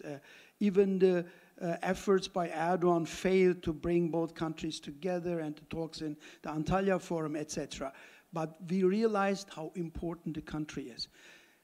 My question is, could that be a chance, a window of opportunity to look forward in the relations? Of course, the Osman Kavala case destroyed a lot, but could that be a chance for the future to all of you? Just a short answer. We had, even after some kind of human rights violations, a discussion, shouldn't we kick out Turkey out of NATO? Because NATO is also an alliance of democracies, and Turkey is moving away. Today, nobody would suggest doing this. So there is a chance, of course, to build on these kind of common threats, common security interests, etc., etc. This is as it worked in the Cold War. And yes, we can start with this, and we have to move forward. For instance, also with regard to what could the European Union do. You know, the old European Union had WEU. This meant that in security terms, Turkey had a seat at the table. And then, when it came to the common foreign security policy, Turkey was left out. This was totally crazy. And maybe we can now, with regard to Britain and with regard to Turkey, come to the idea to have, let's say, in security issues, some kind of common decision-making processes, etc., and can start from here. And I think it is necessary. We should do it. Maybe we go to Senem, and then if you say something, Andreas, please, Senem. Yeah, sure. I mean, just I'll start with where Mr. Polenz left off. You're correct that, I mean, this adversarial language isn't doing any good. But on the other hand, when we look at, for instance, this strategic compass that's just been published by the EU, you have the list of like-minded partners, countries, where Turkey isn't mentioned. And now, I'm not saying whether it should have been mentioned or not mentioned, whatever, or how this should have been phrased, but this immediately made it to the news in Turkey, even though there isn't much appeal for European-related news, because sometimes silence also says something about where you see the partner or adversary, etc. So I just wanted to say that. But also in relation to Attila Hoca's question, because Attila Hoca and I and Meltem Hoca as well, we were involved in a Horizon project called Future. And in that project, at some point, we were asked to speculate into the future of the EU-Turkey relationship. And there we talked about wildcards. And after the Russia-Ukraine war, I actually opened up one of the reports that we wrote for the project, and there we mentioned, because we were asked to find scenarios of these wildcards. For instance, 9/11 was a wild card in the EU-Turkey relationship as well, because it suddenly shifted the debate in the Helsinki summit.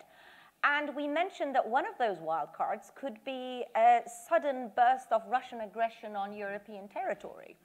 And at the time, of course, this sounded a bit, preposterous, but then it happened. I actually read it. We actually wrote it as a wild card. Oh, since just 2 years ago, by the way. Since the Georgian War, you were absolutely right. Who knows? You could predict it. Exactly. Yeah, sure. Who knows? Sure. And then, well, now that wild card has actually happened, but of course the question is, what's going to be choice of the partners here? Now, of course, part of it has to do with Europe, and we already talked about that. And for Turkey also, it, I think, embodies a choice.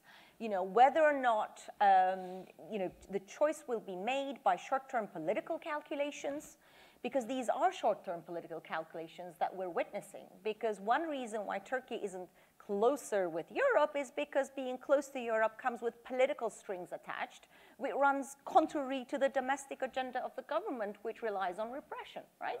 So that is a choice. I'm not saying that it's in the longer-term interest of the country, but it's a political choice. So we'll have to see whether or not that will change, and I think it will have to change at some point. And so let's finish it on a hopeful Andreas, note. are you able to say something? Or? I think very interesting what you mentioned about the strategic compass and what Borrell said. And I think this is a reflection of something that I mentioned earlier in the debate. The EU institutional process, how papers like that come to life, is a very complex one. And as long as you have unresolved strategic conflicts on Cyprus, with Greece, with France, it will not be easy to put a language in an EU document which would be potentially closer to German thinking in general and to Ruprecht and my thinking in particular. So that is something that we have to work on together. It is also, I think, a question in many cases on speaking out about this. And this is something, if I look at the German debate, as we mentioned, everything that happens in Turkey is immediately in the German society. And let me put it this way, every rhetoric that is directed at a domestic Turkish audience is also perceived in real time on the German end, and vice versa. I think I look at some of the German tabloids, not better by any means. And one of the challenges that I think both Özcan and Ruprecht and I have had in our political work is there's a reasonably small community of people in the media, in public policy in Germany who deals with Turkey on a consistent basis. And they, I think, have a pretty broad consensus across party lines. There's not too much controversy on most cases. It becomes always difficult for us when the 80–90% others start to get interested in Turkey because of one specific bad headline or incident, and that creates a lot of challenge that you then can spend another 18 months again to come back to the position where you were before. On a positive note, I was quite concerned that given how we have discussed Turkey, policy on Turkey in national parliament for the last few years, that the departure of Chancellor Merkel would be a major problem for the German-Turkish relationship. Because I've seen very few other senior politicians in Germany who had a full understanding and full grasp of the strategic importance of Turkey from a German perspective. I'm less worried today, I have to say. Maybe not necessarily with view to our own party, but that's a very domestic question where we will have some debates on that.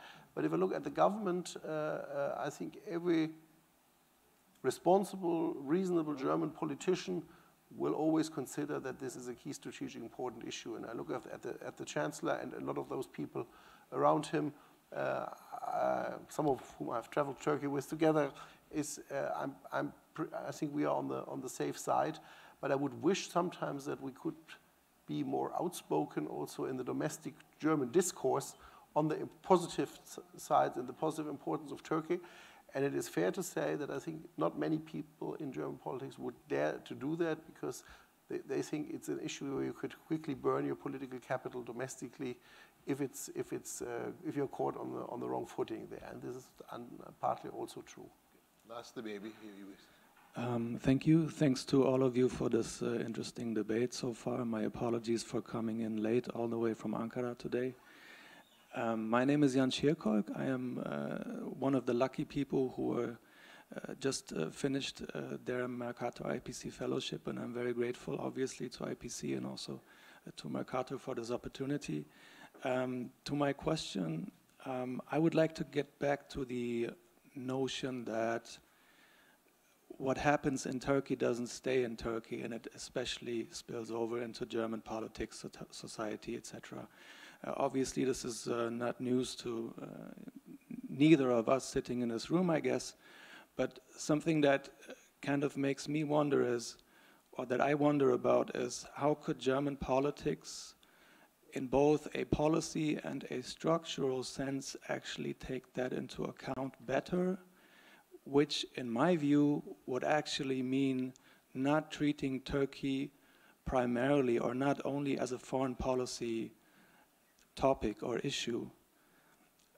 Put differently, we have all this wealth of relationships between our societies that actually could be harnessed, that could be used, whereas in the political sphere in Germany regarding Turkey, we often see polarization, often towards a president of Turkey that all too willing is taking part in this game, benefiting from it as well. But we have civil society, not even organized civil society, people like, you know, everyday people who should and could take part much more in these relationships to actually balance them. How could we actually do this? I don't see the structures for that. We have a Ministry of the Interior in Germany that handles everything, quote unquote, to do with integration. And then we have a Ministry for International Cooperation that does anything with, quote unquote, development aid, etc. And then you also have the foreign offices, but the foreign office doesn't have money for projects. So the thing is, you have this silo mentality and structures that don't really fit to this. And I think a lot of the answer to those questions lies in local partnerships, et cetera, but I would be very curious to hear your ideas as well on this. Thank you. Of course, Mercator is also having this use bridge. Of course, you could think about doing something on a state level, like we have with France or with Poland. There is a Deutsch-Französisches Jugendwerk, a German-French youth project, where since 40 years or so, there is an exchange, and the same could be possible for German-Turkish relations as well. I have been 20 years in local politics. I have a huge, I really see that the cities could matter with twinnings. Unfortunately, if you look at the twinning policy in Germany after the Second World War, the most twinnings have been with former adversaries, France, Britain, Norway, etc. And now most of the German cities have 5, 6, 7, 8 twin cities, and now there are others asking and say, oh, it's too much. But nevertheless, we could work on this. And for instance, the German government could encourage cities to do it. And then you have a city-to-city relationship, which means you have an exchange between sports clubs, et cetera, if it works well. And this also brings people together.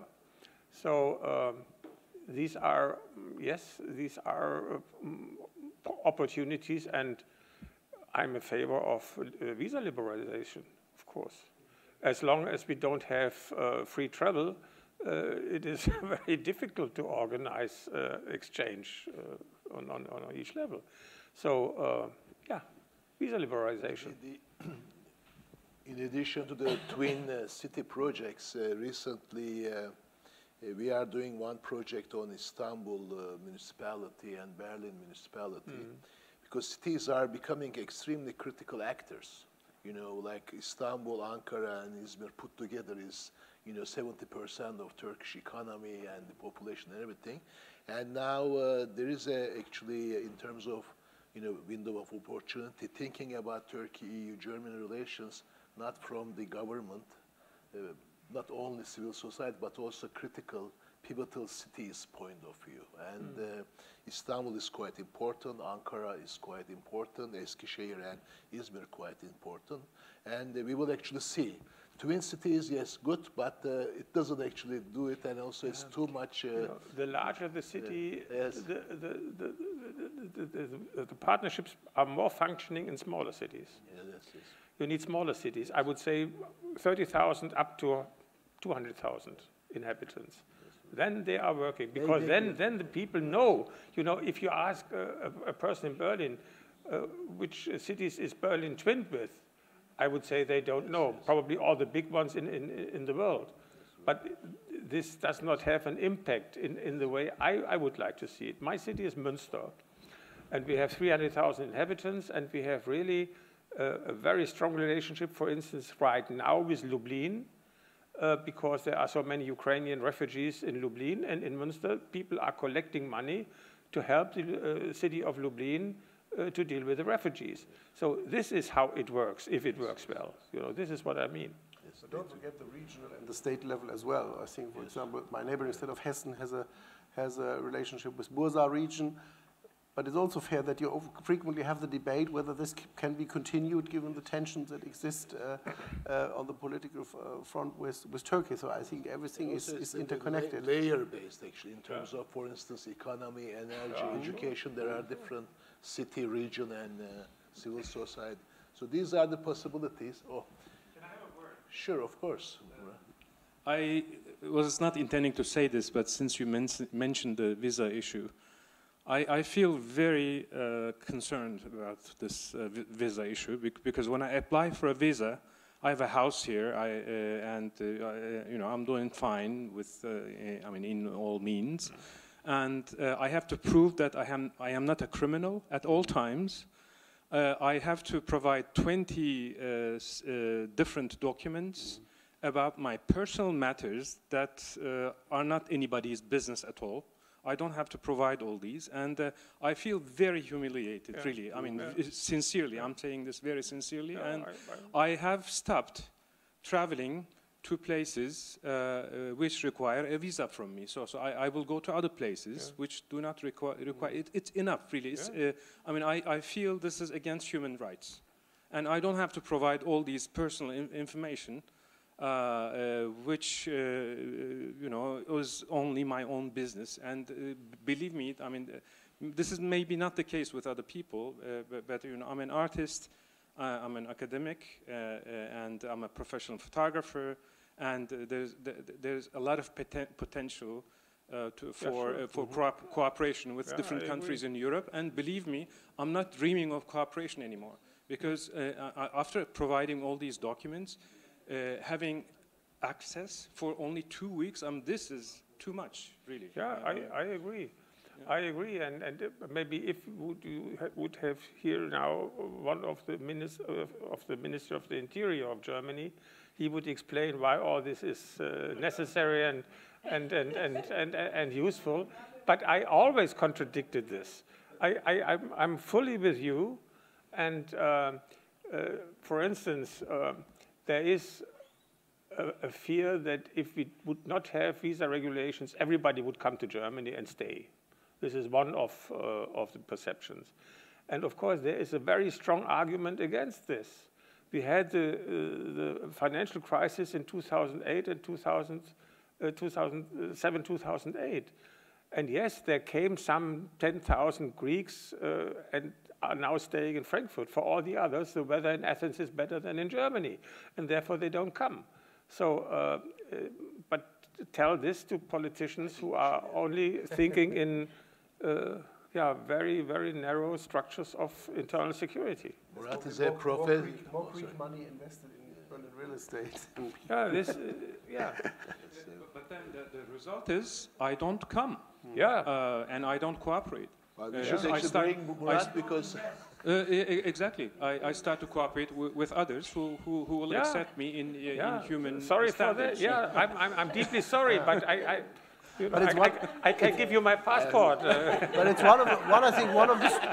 one of the strong reasons why we should be much more proactive in telling positive stories also about the Turkish community in Germany. And just a small commercial for our event tomorrow morning with Özcan's book. And I think that is something, the BioNTech case, I think, is a great gift in that context. But it's not only BioNTech, I think, and we probably need to weave that story of the next generation. If I look at the 20, 25-year-olds of Turkish origin in our universities, in our companies, it's our football teams. In a football, but football, I think, also, as we've discussed this morning, works both ways. I think Özil was a great positive story, and then he took a wrong photograph to understanding of many people, and then it was over. And I think that and the negative experience of that case, I think, Özcan, you're more better placed to judge it, but from my impression, resonated extremely with a lot of young people in the Turkish community. That, okay, as long as I'm a successful contributor, I'm a good guy. If something goes wrong or people think it's a mistake, I'm the immigrant. And I think that is or the foreigner, even worse, the foreigner. And I think that is something where I think there is an important effect on whatever we do in discussion with the Turkish community in Germany, also on the German-Turkish relationship. Thank you. I think Ebru say something and then we actually finish it because we have just one very small question. From our German side, I cannot speak without microphone, but talking about leadership, right? What kind of a leader is Olaf Scholz? Where is he going to be able to locate himself within the European Council, which plays the biggest role in EU-Turkey relations in these years after Merkel? And where could he position himself towards or vis-a-vis Macron? Very brief question. I don't know. Yeah, very whole night. A very brief answer. A Chinese politician was asked, what are the results of the French Revolution? He said, too early to tell. True and I. All right.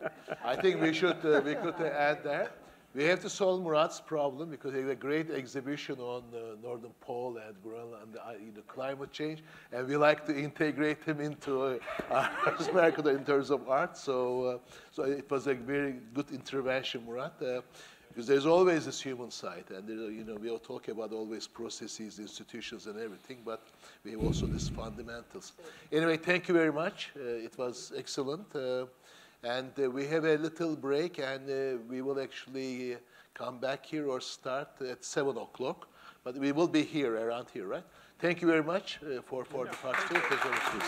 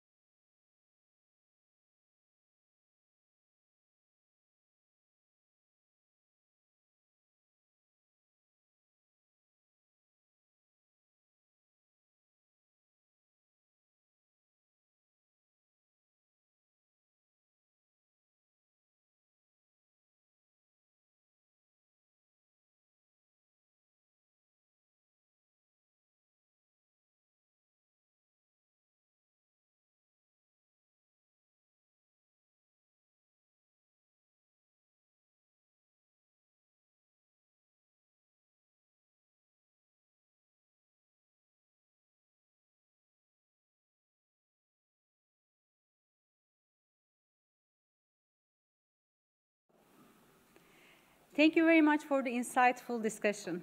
Now we would like to move into the 10th anniversary ceremony by screening the photo video, which was especially prepared to celebrate the 10th year of the initiative.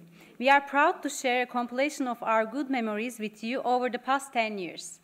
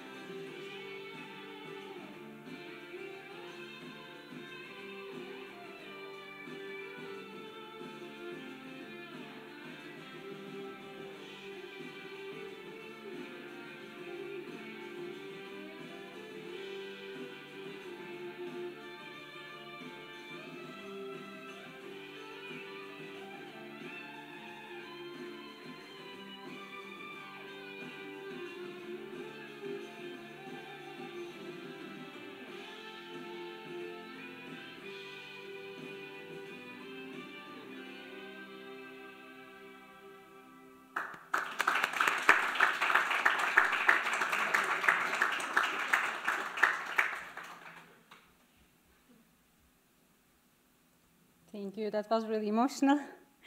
Now I would like to invite our Director of IPC and Vice President of Sabancı University, Fuat Keyman, to the stage for his remarks.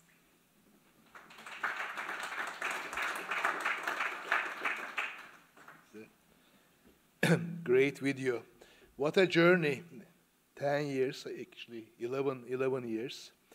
It's been amazing, very productive on the one hand. It's been great, but on the other hand, it's been very difficult. Turkey has been going through very difficult times. We have security risk, we have democratic backsliding, we have corona, all of these things, bumps on the road. But thank you, Stiftung Mercator, and thank you us, and thank you my team. We've been resilient, and we continued this.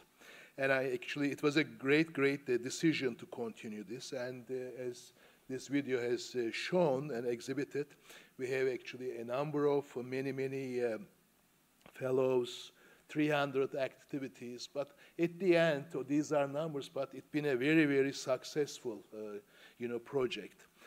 I think we have achieved, what we have achieved is truly remarkable. In terms of being one of the longest and successful partnership in social sciences, more than 10 years. Very rare. I think we shouldn't be humble for this. It's been difficult, but we have succeeded to do so. And also the partnership between two institutions coming from two countries, Turkey and Germany. Both of them, behaved and acted great. B, promoting academic rigor, creativity, relevance, evidence, knowledge-based policy recommendations, teamwork, and a very friendly working environment. So in this sense, we worked hard as a team. Our fellows worked hard. They did a great job. We actually paid attention to be relevant, to be innovative, and to be right on the spot and produce a very good work. But in doing so, we focused and prioritized our research streams on Turkey-EU-Germany relations and climate change. And especially climate change, it was actually a very good decision, and IPC Mercator has created amazing work on this. D, we've been objective, impartial, and bipartisan. And it was very difficult to be objective, impartial, and bipartisan, not only in Turkey, but in today's world. But we have achieved that. But in doing so, we have taken always very seriously Turkey's European Union anchor, especially Copenhagen political criteria, and the European pivot to keep Turkey on the right track for democracy, modernity, and what Senem Aydın said at the panel, inclusive partnership, inclusive and democratic partnership. And also we pay attention to diversity in our research. We didn't focus on only one thing. We focus on education, we focus on foreign policy, economy, refugee issues, climate change, renewable energy, and civil society. In this diversity, we didn't want to be only IPC and Mercator or Mercator-IPC. We have collaborated and cooperative with the other institutions, other universities, other academics. What we wanted to achieve was the very good outcome, not only from IPC and Sabancı University, coming not from Sabancı University, IPC, or Mercator. We collaborated with different institutions in Brussels, in Berlin, in London, in Washington, in Turkey. We collaborated with different academics. So in this sense, IPC Mercator partnership turned out to be a home for a number of academics and civil society organizations to get together, work together, but being relevant, objective, and evidence-based and knowledge-based. And in that sense, of course, IPC Mercator is a project, but at the same time, we acted as a platform for researchers. And also, we actually pay attention to activities and public outreach. In doing so, we had two aims: to have an impact and to be visible. I think in that sense, it's been actually it's been quite a successful partnership. Of course, lots of people contributed, have made very important contributions to this event. And I am so grateful to a number of them, starting with our Sabancı University Executive Board Chair, Güler Sabancı. Güler Hanım, sevgili Güler Hanım, has been with us from the beginning to the end. And she wanted to be here, but she's outside Istanbul today. But it's actually always giving a hand to us. Our university president, Professor Yusuf Leblebici, is very supportive. Thank you, Yusuf Hocam, for it. From Mercator side, Michael Schmidt and the Schmidt family members have been extremely supportive, extremely important part of this partnership. Mr. Schmidt, from the beginning, believed in this partnership. I remember talking to him in front of the Karaköy office and said that, Fuat, we can do this. I'm sure we're going to be successful in doing this. So I really actually grateful to Mr. Schmidt and the member of the Schmidt family. But also from Stiftung Mercator, our colleague and friend and Duncker, thank you and for this. Rudiger Fromm is not with us, but been extremely important. But of course, Michael Schwartz, my dear friend, from the beginning, it's been integral part of this project. And without our Mercator colleagues and friends, without Mercator family, without Sabancı University involvement, this project would not be possible. So I am very, very grateful to them. But at the same time, from Mercator, Yanes Tressman, Daniel Grocher have been very, very actually helpful. My IPC team, Pelin, Gülcihan, Meryem, Melissa, Jana, Megan, Ümit Şahin from climate change, Senem Aydın-Düzgit, from our IPC, administrative and research and academic coordinator, Meltem Müftülerbaş from the beginning, Ayşe Kadıoğlu, our dear friend, is not here, but she's been actually part of this project, Kemal Derviş, Ahmet Evin, Zehra Sayın, Nihat Berker, and many interns, many fellows have been actually very helpful for this. And we have senior fellows, Özcan with us, Atilla Eler with us, and we have actually fellows, I think 60 of them so far, and they've been doing a great job. We have activities, we have policy papers, we have book-like papers, we have a bunch of actually, outcomes that we have delivered over the time, and it has been a big teamwork, and it will continue as a teamwork. All of these great things. There was one thing that actually made us very, very sad. One of our IPC Mercator fellows, Seçil, one of my favorites, we lost her this year. We always actually talk about the babies coming in IPC Mercator membership. Gülcihan's baby, Jana's baby, and these are the new sort of addition to our team. But I never thought that we might actually lose someone, and we lost her in a very young age. Nur içinde yatsın Seçil. But I think as a director of Istanbul Police Center, I am proud of being part of this partnership. We have achieved something quite rare, and we will continue working together in one form or another. And we always pay attention to Turkey-EU-Germany relations. As I said, we always pay attention to Turkey's European and European Union anchor. And on this, I'm quite sure that we will continue having a very strong, impactful partnership. And with that, actually, I thank everybody who have been actually contributed to this project. And I will give the floor to our partner and Dr. Please, Anne.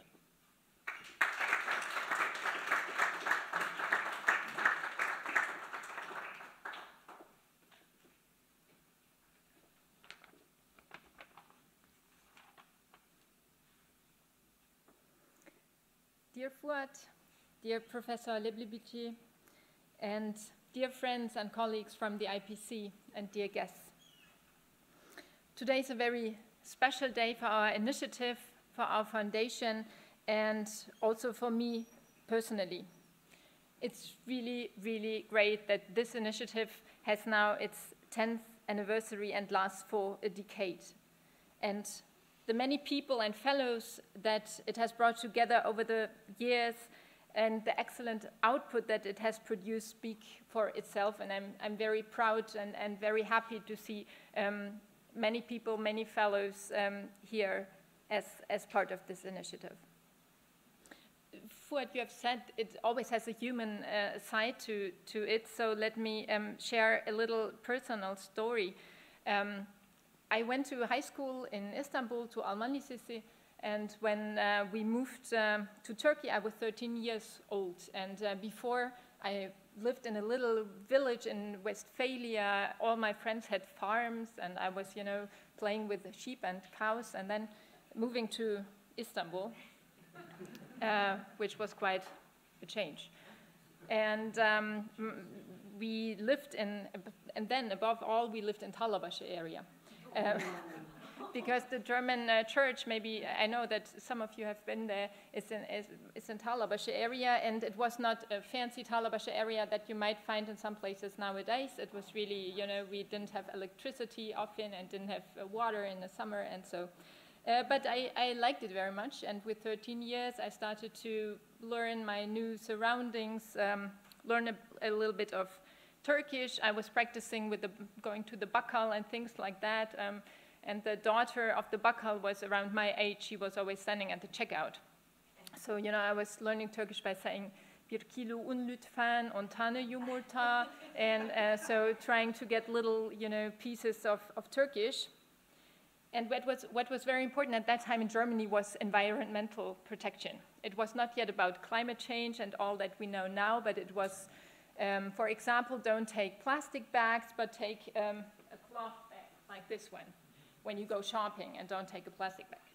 But of course, in the Turkish bakkal, you get plastic bags, a lot of them, right? For your 1 kilo un, you get a plastic bag, and then for your 10 tane yumurta, you get the next plastic bag.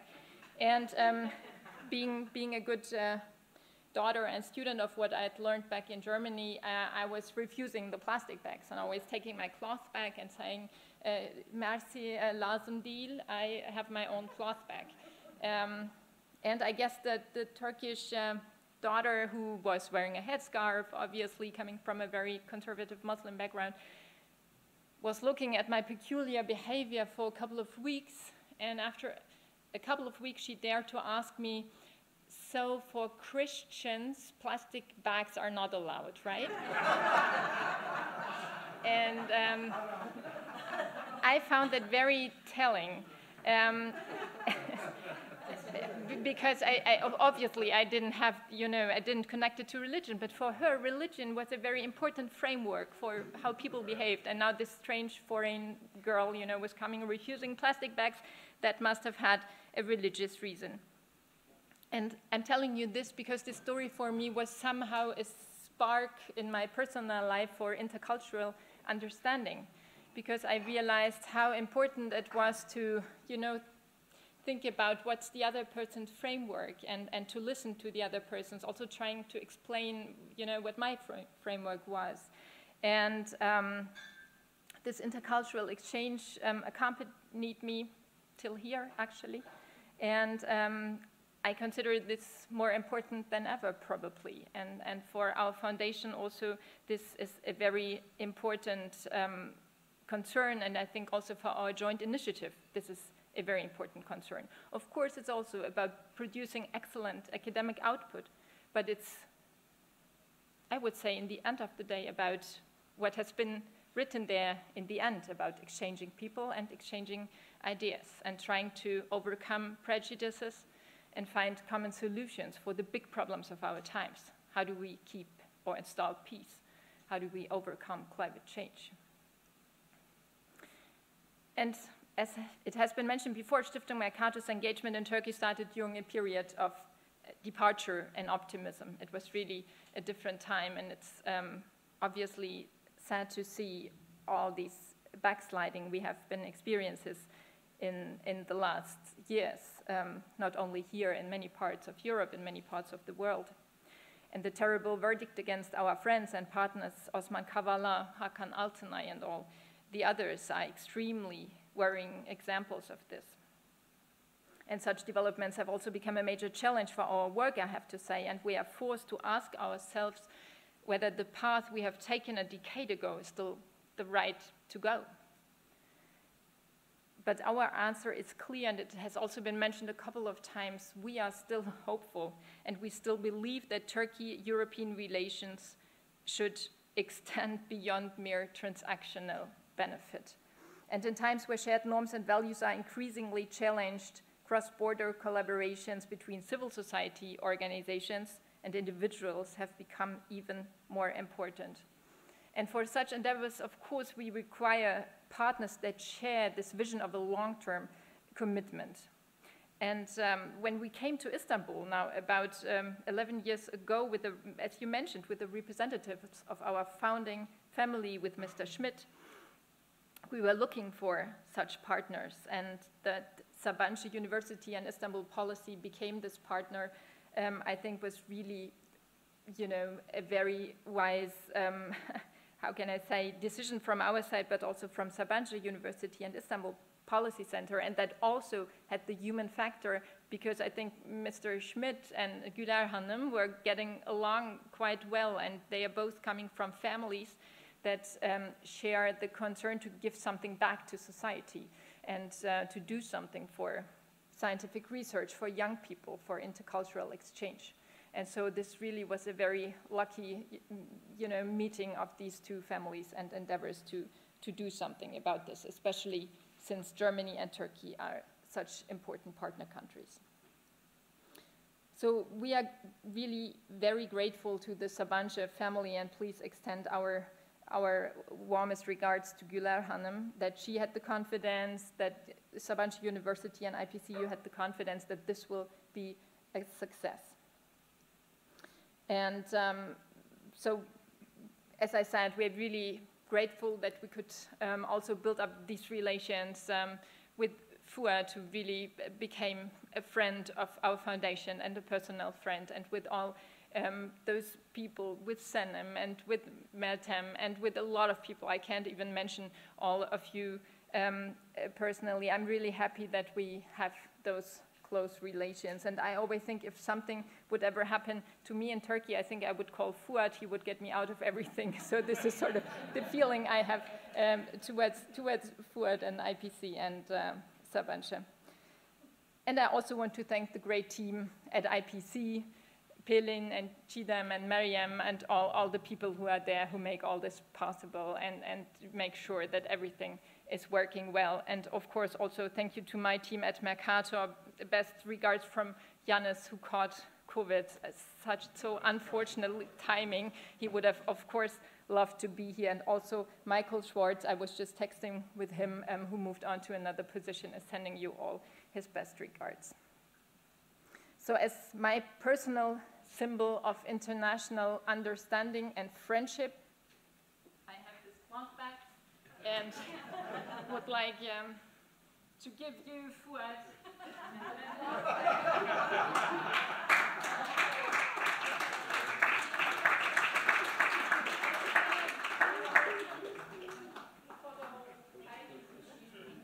Thank you so much. Thank you.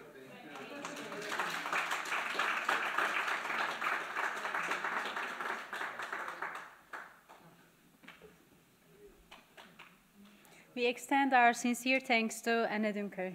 Now I would like to invite President of Sabancı University, Yusuf Leblebici, to the stage for his remarks.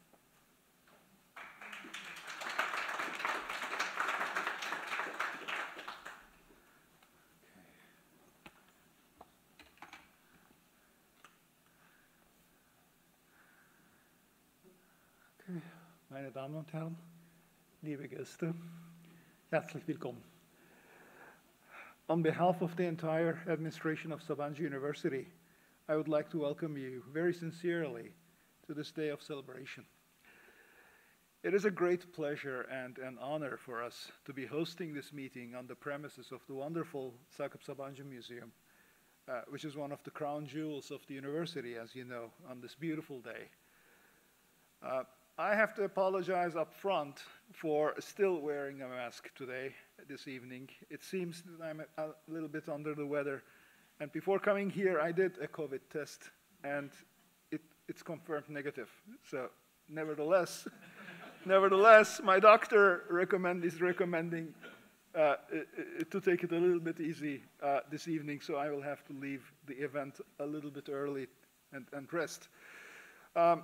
Having said that, I can emphatically underline the importance of our very productive collaboration with the Stiftung Mercator in the frame of our Istanbul Policy Center. Over the years, more than 10 years, this research collaboration has produced excellent results and perfect visibility for the university as well as for the Istanbul Policy Center, IPC. Under the capable and visionary leadership of our dear Professor Fuat Keyman, the center has flourished as a gold standard for policy research and social issues, and it is now widely recognized as the reference source in many areas. The valuable contributions and the unwavering support of the Mercator Foundation has clearly been instrumental in this success. Sabancı University puts great value in interdisciplinary research, and we have consistently seen IPC as one of our shining stars in many years.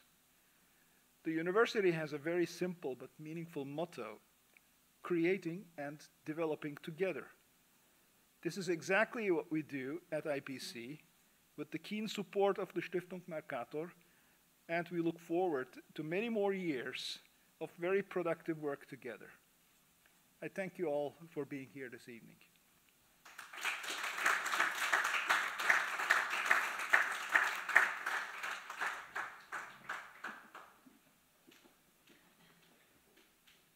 We extend our sincere thanks to Yusuf Leblebici.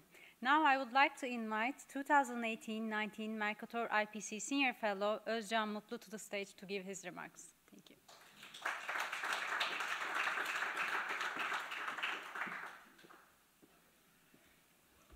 Dear Anne, it was great listening to you and your experiences.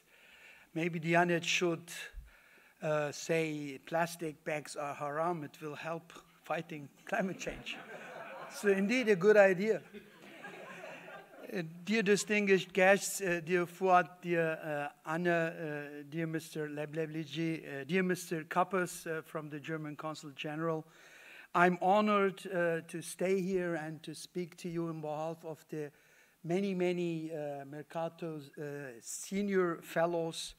It was for me a great experience, a great time, sharing ideas, talking to many people surrounding IPC, and being in Istanbul many times in the time of my fellowship. I started the fellowship in 2018, just 1 year after I maybe unwillingly ended my political career after 20 years of serving the people on different levels, state, district, and federal level as a parliamentarian, as a green parliamentarian. So that's why climate change is a big issue for us. During my time in politics, I always try to build bridges between our communities in Germany, but I'm also trying to build bridges between our countries, overcome boundaries and bond people. That was always my goal as a politician. And when I was asked by the Mercator-Stiftung to join IPC as a senior fellow, There was no doubt and no question to say yes, because IPC is itself a bridge builder and a very successful one. Thank you very much for the great work of the last 10 years, and I hope that we will look forward to the next 10 and 20 years. 10 years, 60 fellows, 22 senior fellows, more than 300 events with very, very crucial issues, more than 30 partners EU-wide, and always focusing on exchange, focusing on very crucial issues who do look at challenges of our societies, refugees, integrating refugees, immigration, climate change, diversity. Those are issues which are always challenging, but therefore we do need institutions like the IPC and others to overcome these challenges. On that point, I would like to thank the Sabancı University and the Mercator-Stiftung who started this wonderful project 10 years ago. So when I left the parliament and started my fellowship here at the IPC, I felt a big lag between our two countries' parliaments. After the Armenian resolution, we had somehow an ice age, time of an ice age between our countries. The two parliaments, the Deutsche Bundestag and the Turkish TBMM, didn't have any exchange. They didn't talk to each other. And I knew from other occasions and other relations to the US, Atlantic Brücke, also very big and important bridge building association, how crucial and how important it is to have personal ties to the colleagues in Ankara or in Berlin. In times of problems, it's easier than to call a colleague in Ankara or vice versa. That's why the idea of building bridges between parliamentarians was somehow came in mind here in Istanbul at the IPC. And the great Mercator-Stiftung supported it, put a lot of money into it. In the end, we succeeded to bring together members of the Turkish parliament from the right side, from the very right side, MHP, and on the other hand side, the HDP, the HDP. I mean, normally they don't travel together and they don't even talk to each other, but they were on our delegation. 2019 was the first time we had them in Berlin. And Andreas Nick, my former colleague, was also part of this delegation. They came to Berlin, we had very good talks, and one of the Turkish members of parliament from the AKP told me, you know, we had 3 days in Berlin and we talked to everybody, almost to everybody, from the German Chancellery, the Foreign Ministry, the Ministry for Interior, and even we had a meeting in the Schloss Bellevue. Normally we don't get appointments when we ask to meet someone in Berlin. So it was a great success, and Mercator decided to continue it.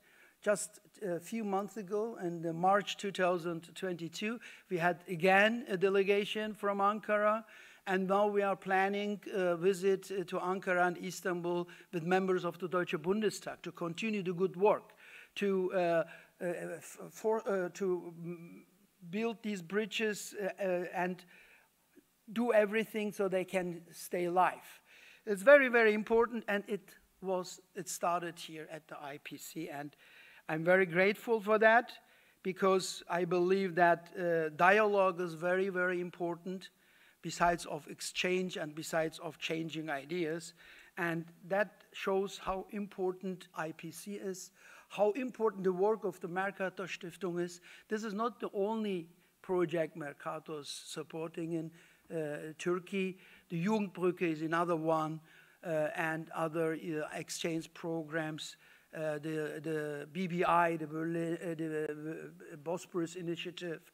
So a lot of efforts by the Mercator-Stiftung, and I hope Anne will continue that, because Michael Schwartz left it, and he was a big supporter, but I'm quite sure it will be going on. So, therefore, one more time, thank you very much having me as a fellow, giving me all the opportunities for coming forward and bringing people together. And since the dinner is waiting, normally, you know, normally when politicians have microphones in front, they don't stop talking. But we all are hungry. I'm very thankful and grateful, and I will of course say thank you to the great team of the IPC. Whenever I need anything in Istanbul, I know whom to call. Either Gülcihan or Pelin or anyone, or the Mercator-Stiftung, of course. We have today Daria here. Unfortunately, Yanis couldn't make it, but always great people to talk to, great people when you have problems to be solved. In that matter, thank you very much. I wish you all the best for the next 10 and 20 years, and have a good time.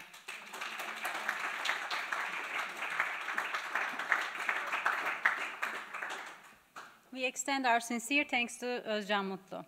The Istanbul Policy Center-Sabancı University-Stiftung Mercator initiative has created a synergy between German, Turkish, and overall European research communities through the Mercator-IPC Fellowship Program. The past 10 years have undoubtedly strengthened our research communities, and it's our strong alumni network that has largely contributed to this success. Today we have gathered to celebrate 10 years of this friendly and productive cooperation. We have high hopes that our cooperation will continue to strengthen our initiative and build a brighter future for fields of EU, German, Turkish relations and climate change, as well as the academic community at large. We reached to the end of our program tonight. Thank you for again joining us. Of course, for online and physical attendees, thank you. Thank you again.